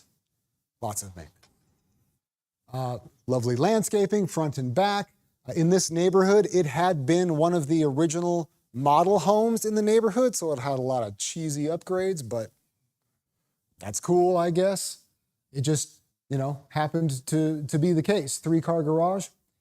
Anyway, we lived there for 1 year, and we owned it for an additional 5 years after that, right? Is that my math? Yeah, 5 years after that. And then we finally sold it for $424 in 18. If you saw previously, we did a few things with this home. It's kind of what houses and real estate has enabled us to do. In 2016, we refinanced, took some cash out, eliminated all of our student loans. Didn't plan on doing that, but it became obvious that we could, so why not? We also actually paid this house off in 2022, eliminated the mortgage completely. 2 years later, we recognized that that's all well and good for cash flow, but we're still employed, so we have income. So we went back into debt, took a mortgage out against it again for a very large project that I'll get to momentarily. But these are just examples of what is possible, like at the life level. If you have assets that are worth money, down the road, you can refinance, pull cash out, buy more property, or eliminate other debt. There's many, many options. Yes, in the Just back. wanted to make a comment there because this is the beauty of owning homes over time, that you can make them your bank and borrow against them to purchase more property. That's how we've been doing it too. So thank you for that. Yeah, agreed. To this point in the story, we haven't done that yet, but we're gonna. All right, so we moved here and we lived there a year. My wife had a very lucrative, not lucrative, that's the wrong word, advantageous opportunity for an internship on the west side, right here in Avondale, actually. Going from Gilbert to Avondale every day was not feasible. So we said, hey, not a big deal. Let's swipe a house on the west side, move out there, turn this into a rental. Not like we haven't done that before. So we found one, but it didn't quite go according to plan. Fun fact, that house is how we met Juan Grimaldo. Too bad the deal didn't close. Can't win them all. Okay, so this house was in Levine, very lovely. Scant $125K. It's worth $400 today. Sucks that it got away. We saved up in that time, in that short amount of time, we had saved up $15K, so we felt pretty good. But the lender that we used denied our loan, and I think they either didn't believe us that we were moving. After all, why would you go from 3,000 square feet in a pool in Gilbert to 1,300 square feet with no pool in Levine? They literally might not have believed us, quite honestly. And you know what? I don't know if I blamed them. But at the time, it hurt. Also, they maybe were just uncomfortable with my wife's school teacher salary and my, enrollment manager position at University of Phoenix at the time salary versus, wait, how many properties do you own? How old are you? Any number of those factors may have caused the underwriter to just be like, no, go somewhere else. And we would have gone somewhere else had we not been pressed for time. We had been a little overzealous, a little overconfident, and we had rented this place out from under ourselves. The new renters were on their way that week. We had to go. So we found a rental sight unseen here in Tolleson, and despite owning 4 houses at that time, we rented for a year and moved out to Tolleson. I got over it. At the time, I was very angry. All's well that ends well. It actually turned out fine because it enabled us to do cool things later. I'll get to that. So the lessons there were, I should have found a different lender. We should have told the renters, we're very, very sorry, but we're not out of it yet. We can't move. And either asked them to amend our lease that had already been signed or offered to let them out of it so that they could find a different place to live, which would have sucked for them too, because like I said, they were already on their way. They were moving in that week. It would have been painful, but I think in the long run, we should have taken the extra time, apologized profusely to those renters, and found another lender. Probably should have called Sergio. But we didn't. Lesson learned. Rented a place, got out, and we moved forward. And I remember that, Andrew. You were not very happy about that. Yeah, you know what? That home's worth $400K today. That's can't win them all, folks. Can't win them all. That's all right. The year is 2015. We lived in that rental for 1 year, and it was time to move because if I was going to pay a rental payment for one more month, I would have been very, very mad. And so we found this place. This was the first time. No, I take that back.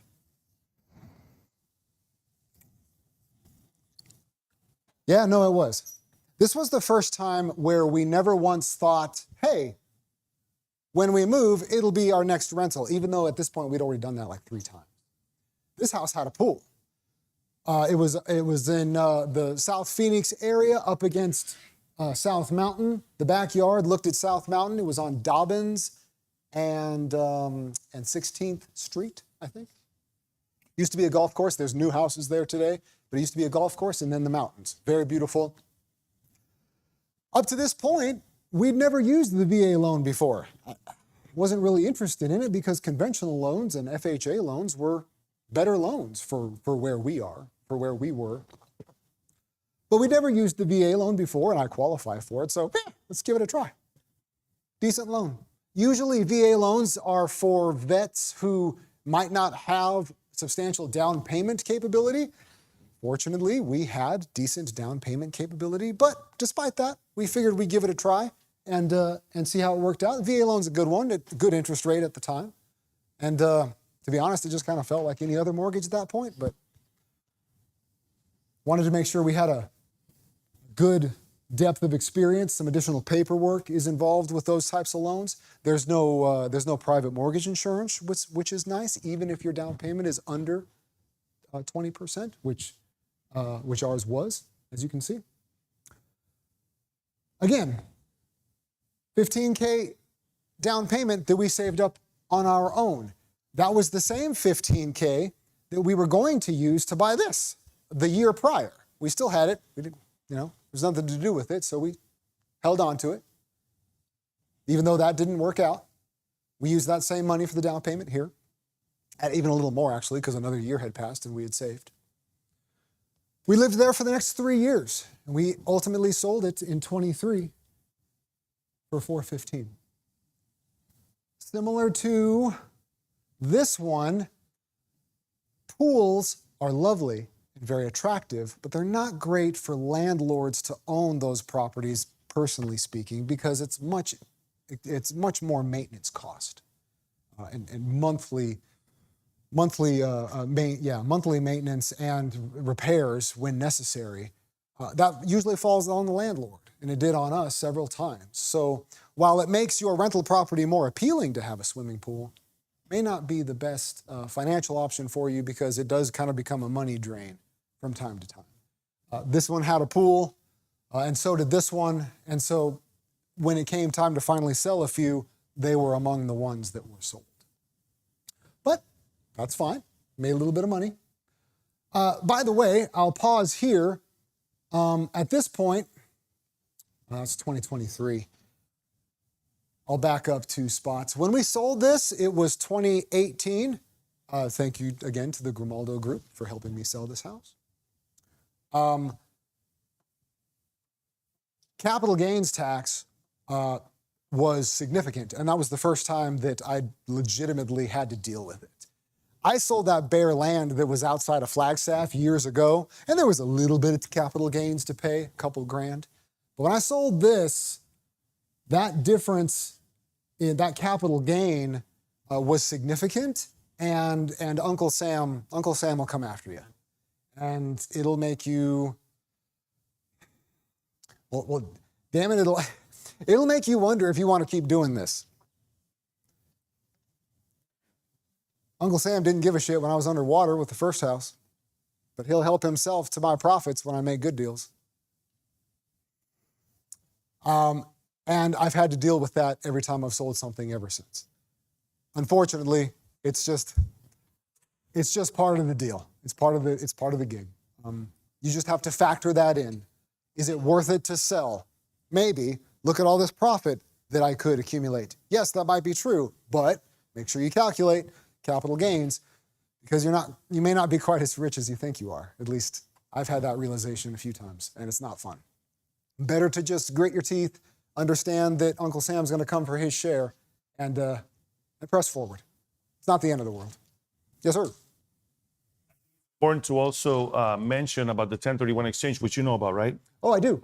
That's a good point. Juan mentioned 1031 exchanges. That is a way to defer capital gains tax.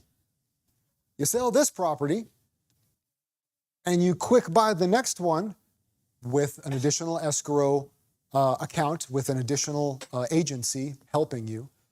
The money, the profit from this house never comes to your bank at all, goes straight into the next one, and it's not taxed. That's the overly simplistic version, but that's essentially what happens. And that could be a great deal.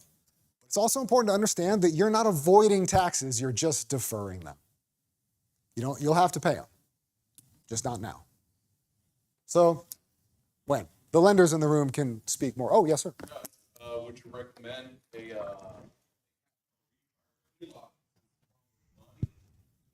tax fund? Yes. Short answer, yes. If you want to avoid taxes completely, you cash out refi and you don't sell. And that is a good lesson. My wife and I probably aren't going to be interested in selling any of our current homes, and probably won't if we don't have to ever again, for that reason. Why? Because if we need the cash out of them, we can just refinance and yank the cash out of them. They're rentals. The renters are paying the mortgage. And hopefully, you don't cash out refinance to the point where the rent no longer covers the mortgage payment, because that's awkward. I've done that. But yeah, you don't have to sell necessarily. Yes. How many of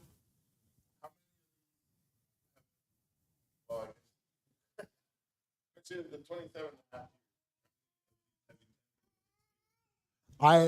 I have never 1031 exchanged. I might in the future. But I don't think I'm going to sell anymore. So I might never have to deal with it. But I have never done the 1031 exchange personally. Well, yeah, I might. Sure. Of course. The depreciation on the rentals, absolutely. And yes, there are many advantages to that. But we kind of got to where, at the end of the day, Uncle Sam's going to get his, and taxes aren't going to go down. They're only going to go up. So do you want to pay taxes now, or do you want to pay taxes later? It depends on where you are and what you're trying to do. Why did I sell properties over the past several years? Because I needed cash. If I didn't need cash, I would have 1031 exchanged and avoided taxes to give myself more cash. But you can't do that. You have to cash out refi, and we did end up doing that several times. But honestly, with these particular houses that I sold, they had pools. Probably good opportunity to get rid of them anyway, because that was turning into kind of a money pit. Maintenance costs. All right, I'll move forward. We lived here for 3 years. Very, very beautiful. Eventually sold it. While we were living there, we sold the big guy in Gilbert. We had owned it for 5 years at that point, or thereabouts. We sold it, and we paid Uncle Sam, and we took the leftovers, and we bought ourselves another rental in Phoenix, right here, in 2018. The down payment was 20%, and we got it from selling the big house that I just showed you. That's how we got the down payment for this one. Bought it as a rental. We never moved in. We ultimately sold it in 2023. And we had some money left over, so we bought this lovely old place in Mesa and moved into it. And we turned our house that we'd been at for the last 3 years into another rental. And we moved in here. This was 2018. We bought it for $325. We only had $25K left over from the sale of that big house in Gilbert, so we used that as our down payment. And it was a conventional loan, but we did have private mortgage insurance, again, because we didn't have 20% down. That's okay. We had dealt with that a few times by then, so no big deal. We lived there for the next 3 years. It also had a pool. This house and this house, my wife and I bought for ourselves to live in. The assumption was that we would live there for a long time. Didn't work out that way. They had pools because we wanted a pool. I'm not going to buy houses with pools anymore for that reason, but anyway. Great place to live. Our daughter was born in 2020. Brought her home to this place. We owned it. We moved out in 18, and we owned it for, 6 more years? I'm sorry. We moved out of it in 21, and we owned it for 3 years after that. It was a rental for 3 years, and it was a good one. I should say the renters were very good renters, but the house and the pool, the house was built in 83. It was the oldest one we had by far, and the pool was also built in 83. There were big upkeep issues on the horizon. Wasn't keen on dropping $30,000 or $40,000 for redoing pools or rewiring because there were old outlets in the house, and old wires. So ultimately, we ended up selling this one, and we paid Uncle Sam for the privilege. More questions? Okay. To this point, our lifestyle has just been buy them, save up, move in, or don't move in. Sell one, buy 2 more, move in, or don't move in. It wasn't a thing anymore. It's just how we lived. It's 2018. Our daughter was born in 2020. I came home from the Marines in 2007. So for 13 years at this point, it wasn't special in our minds anymore. It's just how we've lived. We didn't really have some grandiose end game in mind. It's just what we did. We assumed that we would be well established for a comfortable retirement, but we didn't really give a whole lot more thought to it after that.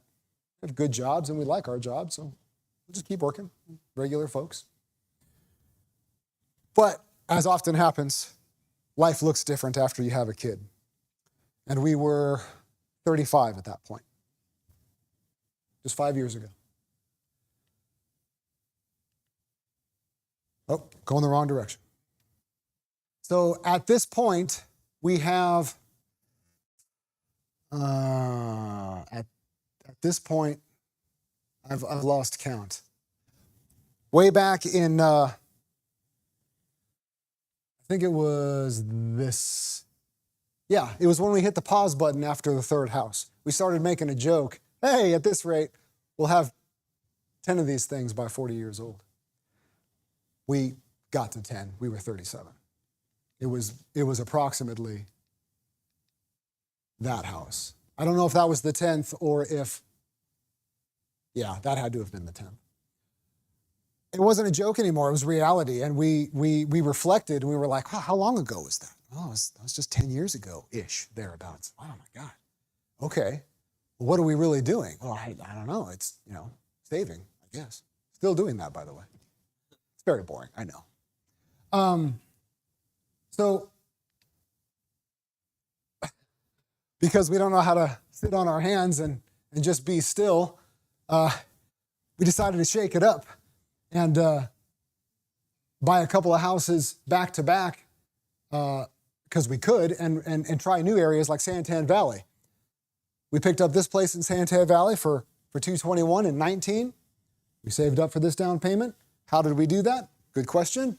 Because we used proceeds from that sale for this, kept our savings. Proceeds from that sale for this, kept our savings. And we've been living in that since 2015. So between 2015 and 2019, that's 4 years. We had saved it up. Again, sometimes I wish it was cooler sounding than that, but it's not. However, I believe this is the last house that followed this model. I could be wrong. I get them mixed up. Anyway, we ultimately sold it 4 years later. We never moved in. This was a rental from day one. Very lovely Johnson Ranch area in Santan Valley. Again, 20% down, conventional mortgage, nothing fancy. Sergio may have wrote this loan. I don't recall. Probably. You wrote 2 or 3 of mine at this point. All right. In 2021, my wife kind of got the itch for a new house again because we don't know how to learn lessons. And this place was lovely, but we had just had our daughter, and it was a little older, and we knew maintenance issues were on the horizon, and we wanted to shake things up and get closer to where her and I are from. This is in Gilbert. This was a new build. The last 6 houses that we've seen were existing. This was a new build. We're back to new builds. The first 3 were new builds, and then we took a long hiatus from new builds, and then we went to the builder. This is a new build Fulton home, or it was at that time. For the first time ever, we did something crazy. Never done this before. Cash out refi'd house property number 2, our very first house, the one that was underwater, 15 years prior to this, had appreciated and recovered to the point where there was a boatload of equity in it. We took a big chunk of it out to use as the down payment for this new place. Pretty cool we didn't walk away, right? What was the price?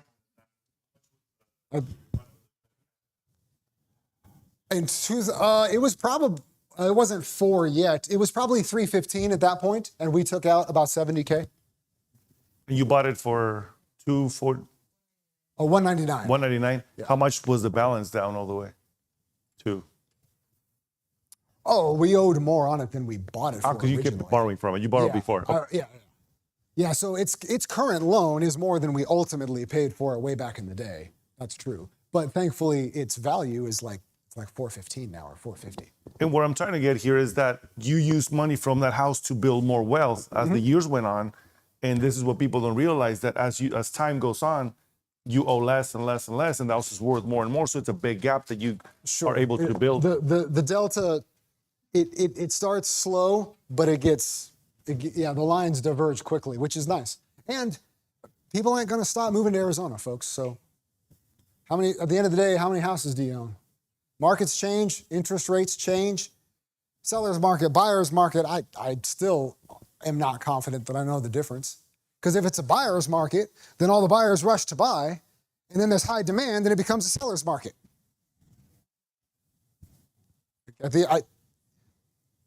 I'm fairly intelligent. I still don't really get it. At the end of the day, how many pieces of dirt do you own? That's what I'm concerned with. All right. We lived here. Lovely place. Back in Gilbert. No yard. Tiny little side yard. But our daughter loved it. And it was a really good deal because, for the historians in the room, in 2020 and in 2021, COVID was going on. And builders it was scary. Builders couldn't give away houses. No one's buying houses. Oh my God. We have to social distance our houses or something like that. So it was a great deal. Gilbert for $345. This house is worth $550 today. Should have bought 2. That's another lesson. I should have bought, in retrospect, I should have bought 3 of those. Guess I never asked myself, how could I? I just assumed that I could buy 1 and that was it. I'm not sure if that's true. I probably should have tried to buy 3. All's well that ends well, though. Same thing with this one. I should have bought 3 of these because they climbed, as soon as COVID tapered down, the value of these guys climbed really quickly. And yeah, it's $550 today, easily. It's 2,000 square feet. It's got 4 bedrooms, great family home if you have a bunch of kids, or if you just have 1 or 2 kids, great home. Anyway, again, conventional mortgage, no PMI, lived there for 4 years, still own it today. It's a fantastic rental. My mortgage payment, I think, is like $16 a month on that house, and it rents for $26. So not all of our houses are like that. In fact, 2 of them currently lose money every month, but not this one. This one's That was a good move. Okay. I mentioned that having kids changes the way you think. We had our second kid when we were living here in 2022. And shortly thereafter, in early 2023, we sort of stumbled into what the end game would be. So I'll get to that in a few slides. But in the meantime, we bought another rental in Santan Valley in 2021, just a short time, just several months after moving into this place. Never moved in, rental, again, cash out refinanced, one of the other properties. Not that same one of the other ones. Conventional mortgage, no PMI, bought as a rental, never moved in. Meh. Still own it today. And did it again the next year in 22. Again, cash out refi, property number 3 to get the cash. So now at this point, we've refinanced and used the cash for 3 existing properties to buy 3 additional properties. And we didn't use any of our savings. We're still doing that, by the way. We're still saving. Again, conventional mortgage, bought as a rental, never moved in. But markets are funny things. This one and this one lose money every month. This one doesn't. This one covers it.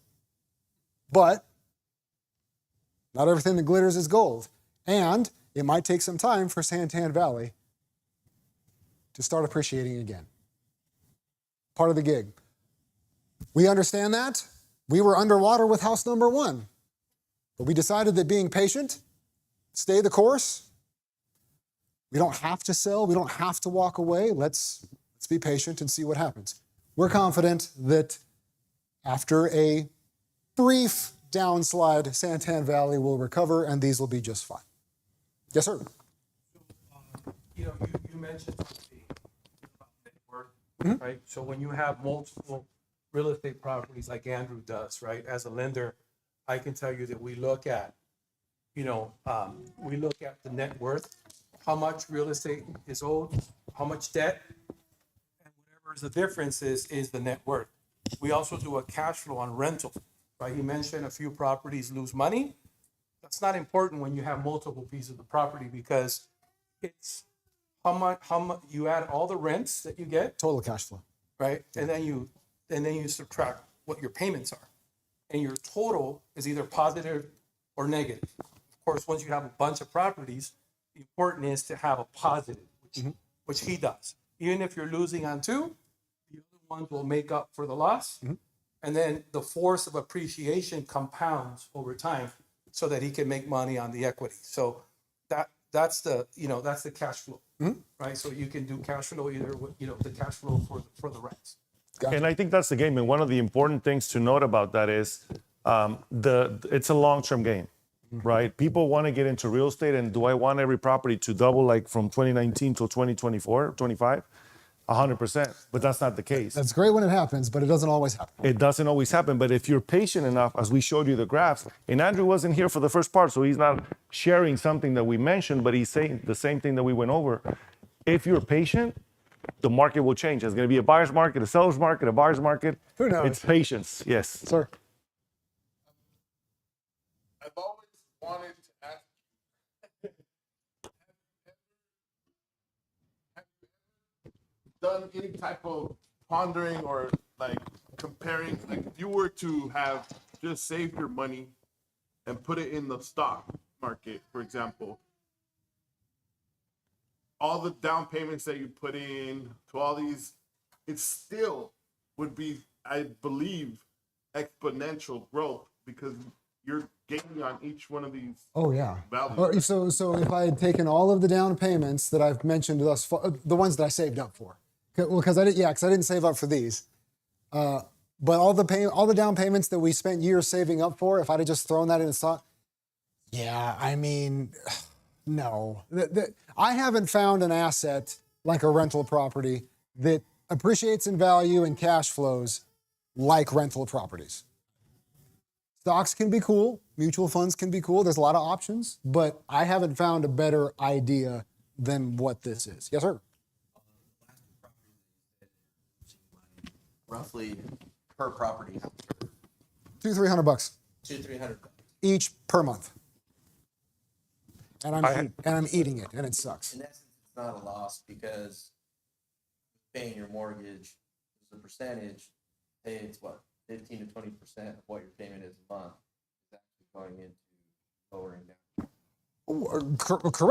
Correct. So what he's referring to is basically realizing that, are you losing money every month? Technically, yes. But at the end of the year, if the house appreciated 10 grand, are you really out anything? No, you're not. And it's still rented. It's not like you were, and it's still rented. And your principal has been reduced and the equity has grown. Sure, it costs you $200 extra a month, and that's a bummer. You got to come up with that on your own. But at the end of the day, long game, are you really in the red? I don't think so. Yes, sir. So, and then the other thing with the losses, right? You have to look at it again. It's probably going to be looked at on the totality, right? Because when you go to your accountant, right? Again, being a lender, part of my job is to analyze taxes, right? The Schedule E on the taxes has certain things that are deducted. Again, this is something you should consult with your accountant. But what I can tell you from the lending perspective is that, when you lose money, right, it reduces your taxable income, right? There's also other things called depreciation. Yeah. Right, that Losing, are going to help minimize. So it's not a total $300 loss, right? Because there's some reduction with taxes, depreciation. It might even out, or you might still lose. Yeah, it's not necessarily a bad thing. You're right, because in a business perspective, and while I don't technically own a business, I treat these like it's my business. You don't really want big profits every month because that's highly taxable. I'd rather have on paper a loss because I know that the asset's growing in value, it's rented, long-term game is what's important. So if I lose money, did I really? Okay, I'm way over time. I'm going to get to the point of this. Been teasing it. Having children changes how you think. I grew up on a piece of dirt in the Queen Creek area. We raised chickens. We changed our own oil in our cars, and my father drove a truck. And I wanted that semi-rural, fresh air life for my children. And so that became the goal. Fortunately, my father happens to own a rundown house on 2 acres in Queen Creek.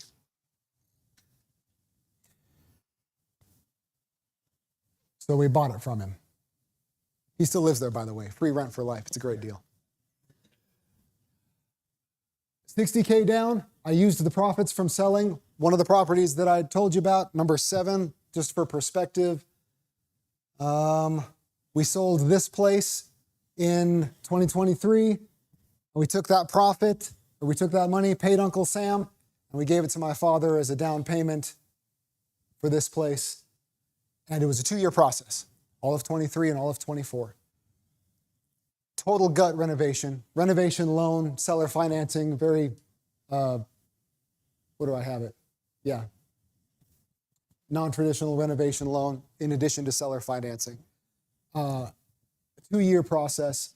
We basically added 1,000 square feet to the home, completely gutted it, refurbished it. General contractors are the way to go. Again, make sure they're trustworthy as best you can. We had a really good experience. Sunk a pool because we don't learn lessons. And because theoretically, this is the forever home. There is my father had built a 6,000 square foot shop and RV garage in the back acre. I obviously wanted that because I need space for trucks. We also built an ancillary residence. There's a guest house on it. So the pool, the guest house, the full gut renovation, total budget, $550,000. That's why I sold number 6, number 8, and number 9, and number 7. It wasn't enough. I also had to cash out refi number 4. Again, that was the one I had paid off. Took it back into debt, took another $100K out of it because I needed it. Pool builders need cash. So do contractors. And we moved in February 1st this year. It's where we live today. God willing, I don't want to move them anymore.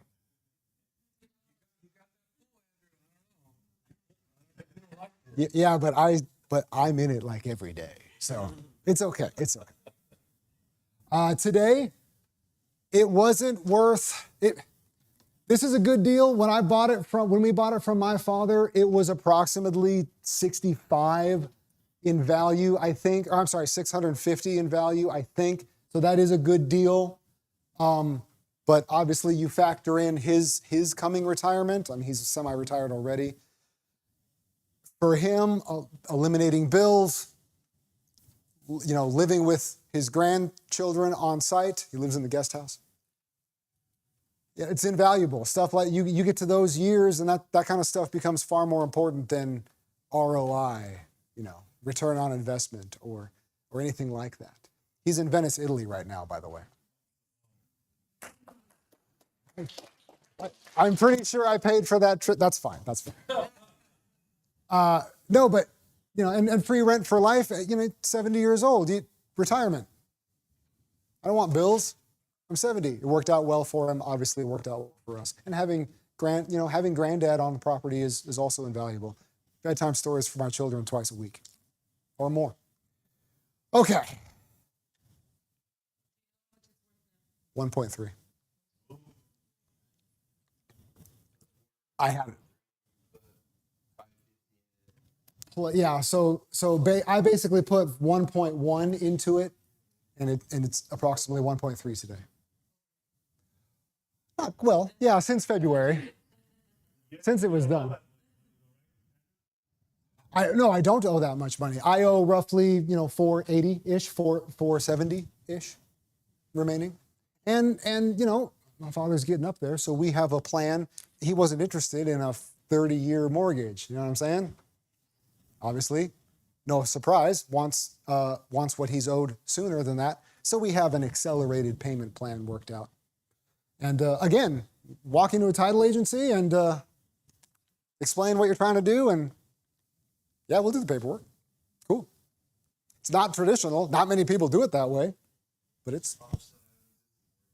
No.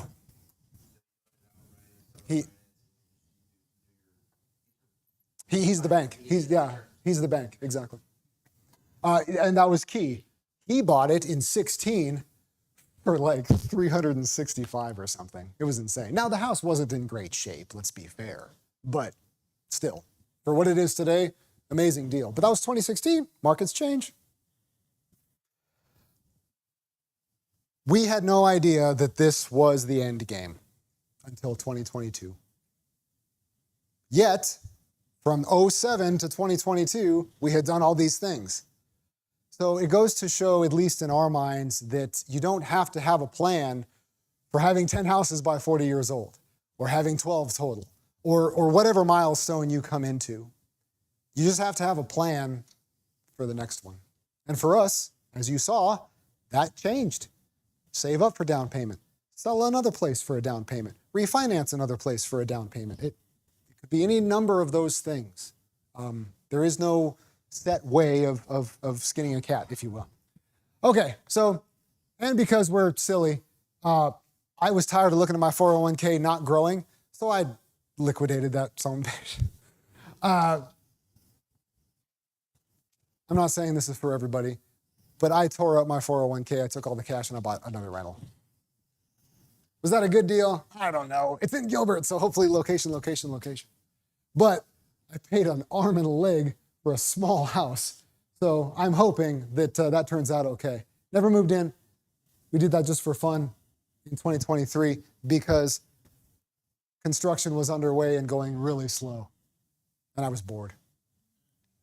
I'm serious. My 401k, I don't know if I am a shitty investor or if the accounts or the mutual funds that the 401k was using just weren't growing very well. I had that 401k for 10 years. It barely appreciated, to about 140k from zero in over 10 years. So it's not nothing, but I had paid the majority of that. That wasn't growth the way it's supposed to. So I wasn't satisfied with its growth rate. I figured I knew how to grow money better than the 401k people did.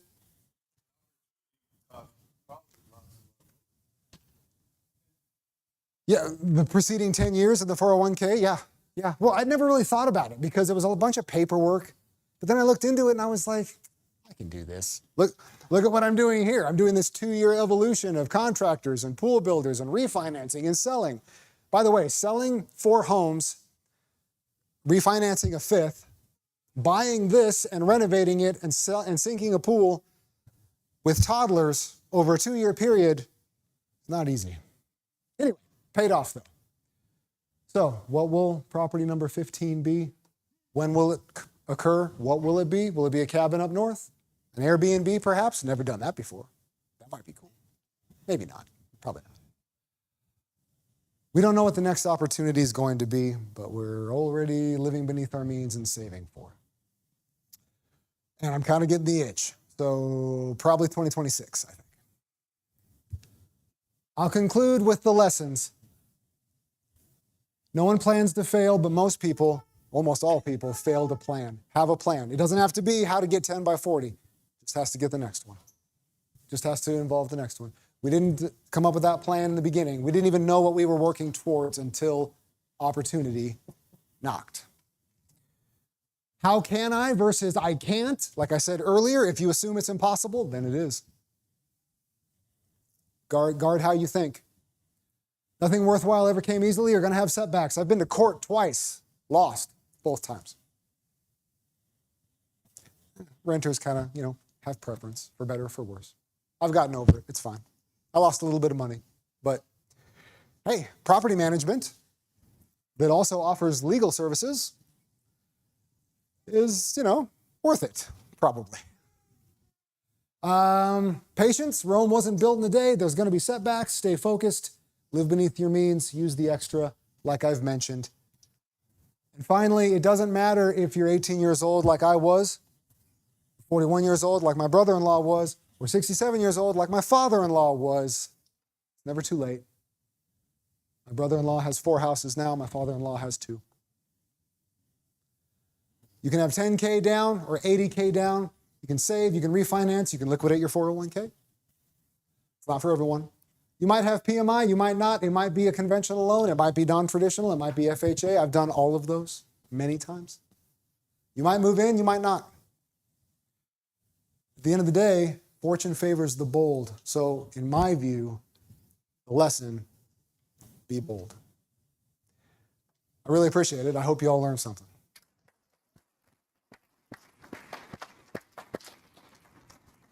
Thank you so much. Appreciate it. We have time for maybe a couple questions? Yeah, I do. I do have time for a few questions if anyone has them. I do have a lunch date, but I got time. Sorry, we went beyond, but I hope this was valuable for you guys. Any questions? Oh, go ahead. Do you ever see yourself investing outside of country, maybe a vacation, Mexico, for instance? I have thought. I have thought about a beach house in Rocky Point on more than one occasion. I have not pulled that trigger yet. I don't know if I ever will because there's a lot of just geopolitical differences. How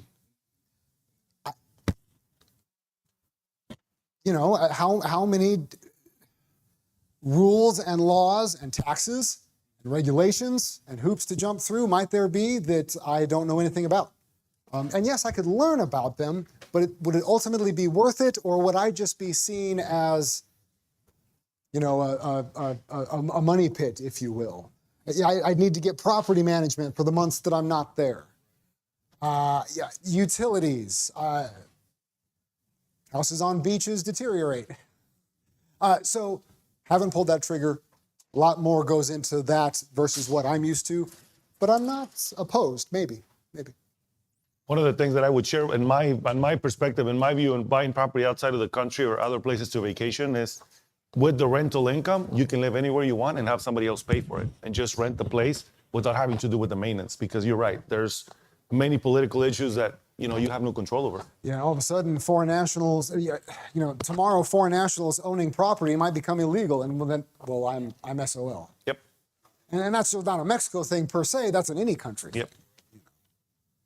So that can be scary. Although that can happen here too. So. Yeah. I don't know. Maybe.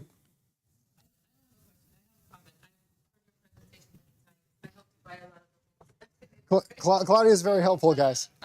In the presentation, but I think something that resonated with me is your dad.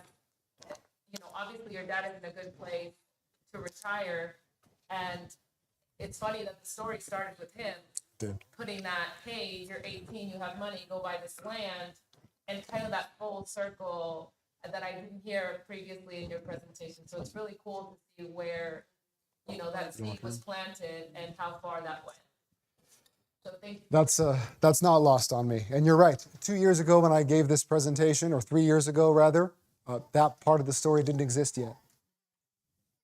But yeah. And it's I so agree, cool that Thanks. we're able to be part of this because, and I want to thank you for spending your time here. Andrew doesn't charge us for this, and I want to thank you for that because we were talking before we started his presentation, how we want to give back. Like this is more than selling you a home or trying to twist your arm to doing something. It's like, how can we give back and how can we teach these things that aren't taught in school? Which in reality, this should be part of the education process because this is how you build true wealth. And we have the means of having access to the banks. With the VA, you can get 100% financing. With the down payment assist, you get 100% financing. There's many ways to get into real estate by just having the information that most people don't. And that's why we do these kinds of events. So I want to thank you for that, for giving us your time and spending it here with us. I know you have your family, you love your family, and I do. Yeah, no, I'll head out. And if anything else to say, yeah, it's amazing what's possible that you don't realize is possible because you don't really know what questions to ask. And so every lesson that's learned along the way, every purchase and sale is a different experience that adds and grows confidence. So I'm very confident with buying and selling now, but I wouldn't be if I hadn't. You know what I mean? I wouldn't be if I'd never done it. So a lot of people don't have, I've never done that before. It's scary and it can be. What if I lose everything? That's a real question. Absolutely. But, like I said, it doesn't matter how old you are. And would I be in a different place if I'd have started later? Yes. Yeah. That's okay. It probably wouldn't be a terrible place. It'd probably be fine. But it wouldn't be the same place. So everyone's journey is different. You might start differently. You might buy different places. You might like duplexes and condos because there's homeowners associations and more structure around maintenance that houses, don't enjoy. And that might be your thing. It's not my thing, and that's okay. So again, this isn't a roadmap to success. That's why I disclaim immediately. This is just my experiences. It's just what I've done, and what I hope to continue to do for a couple more years till I get tired of it. I haven't gotten tired of it yet. But anyway, thank you all very much. I hope you all learned something. Let me get this microphone. No, I got it. Here we go.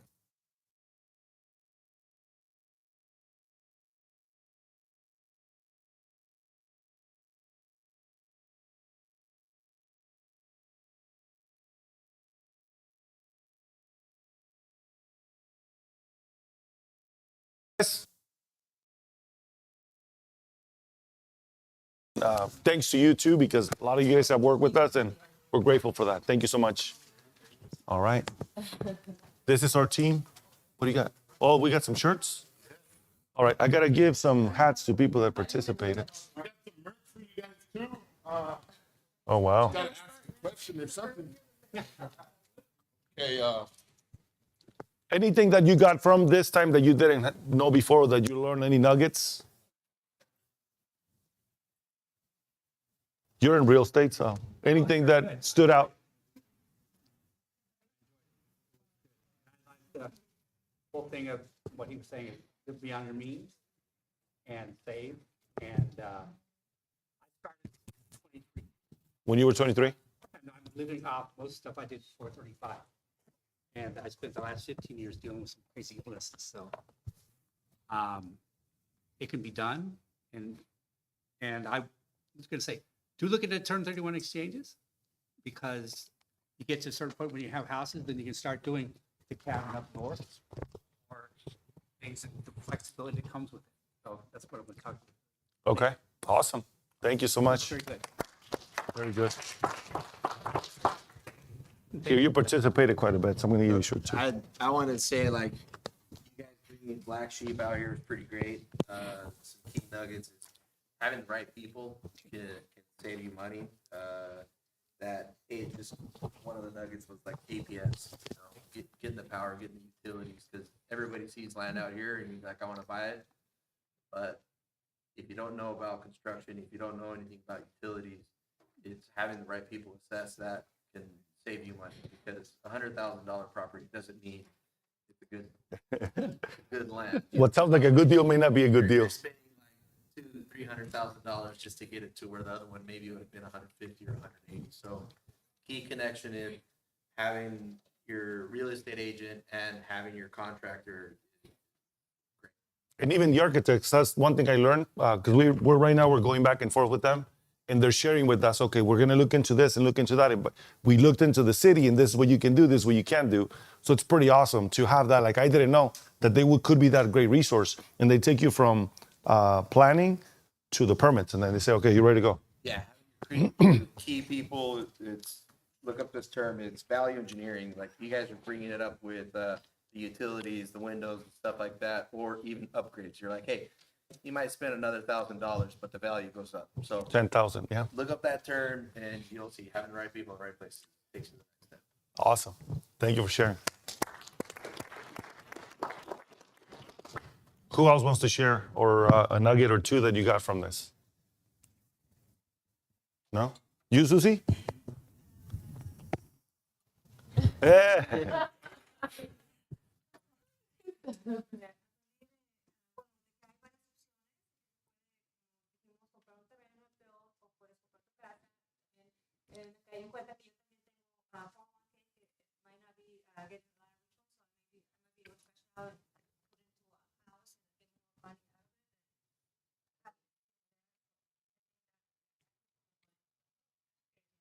Definitely. Awesome. Good.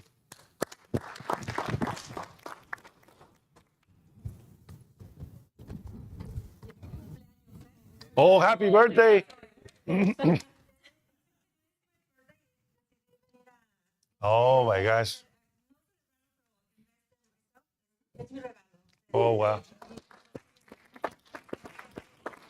Happy birthday to you. Happy birthday to you.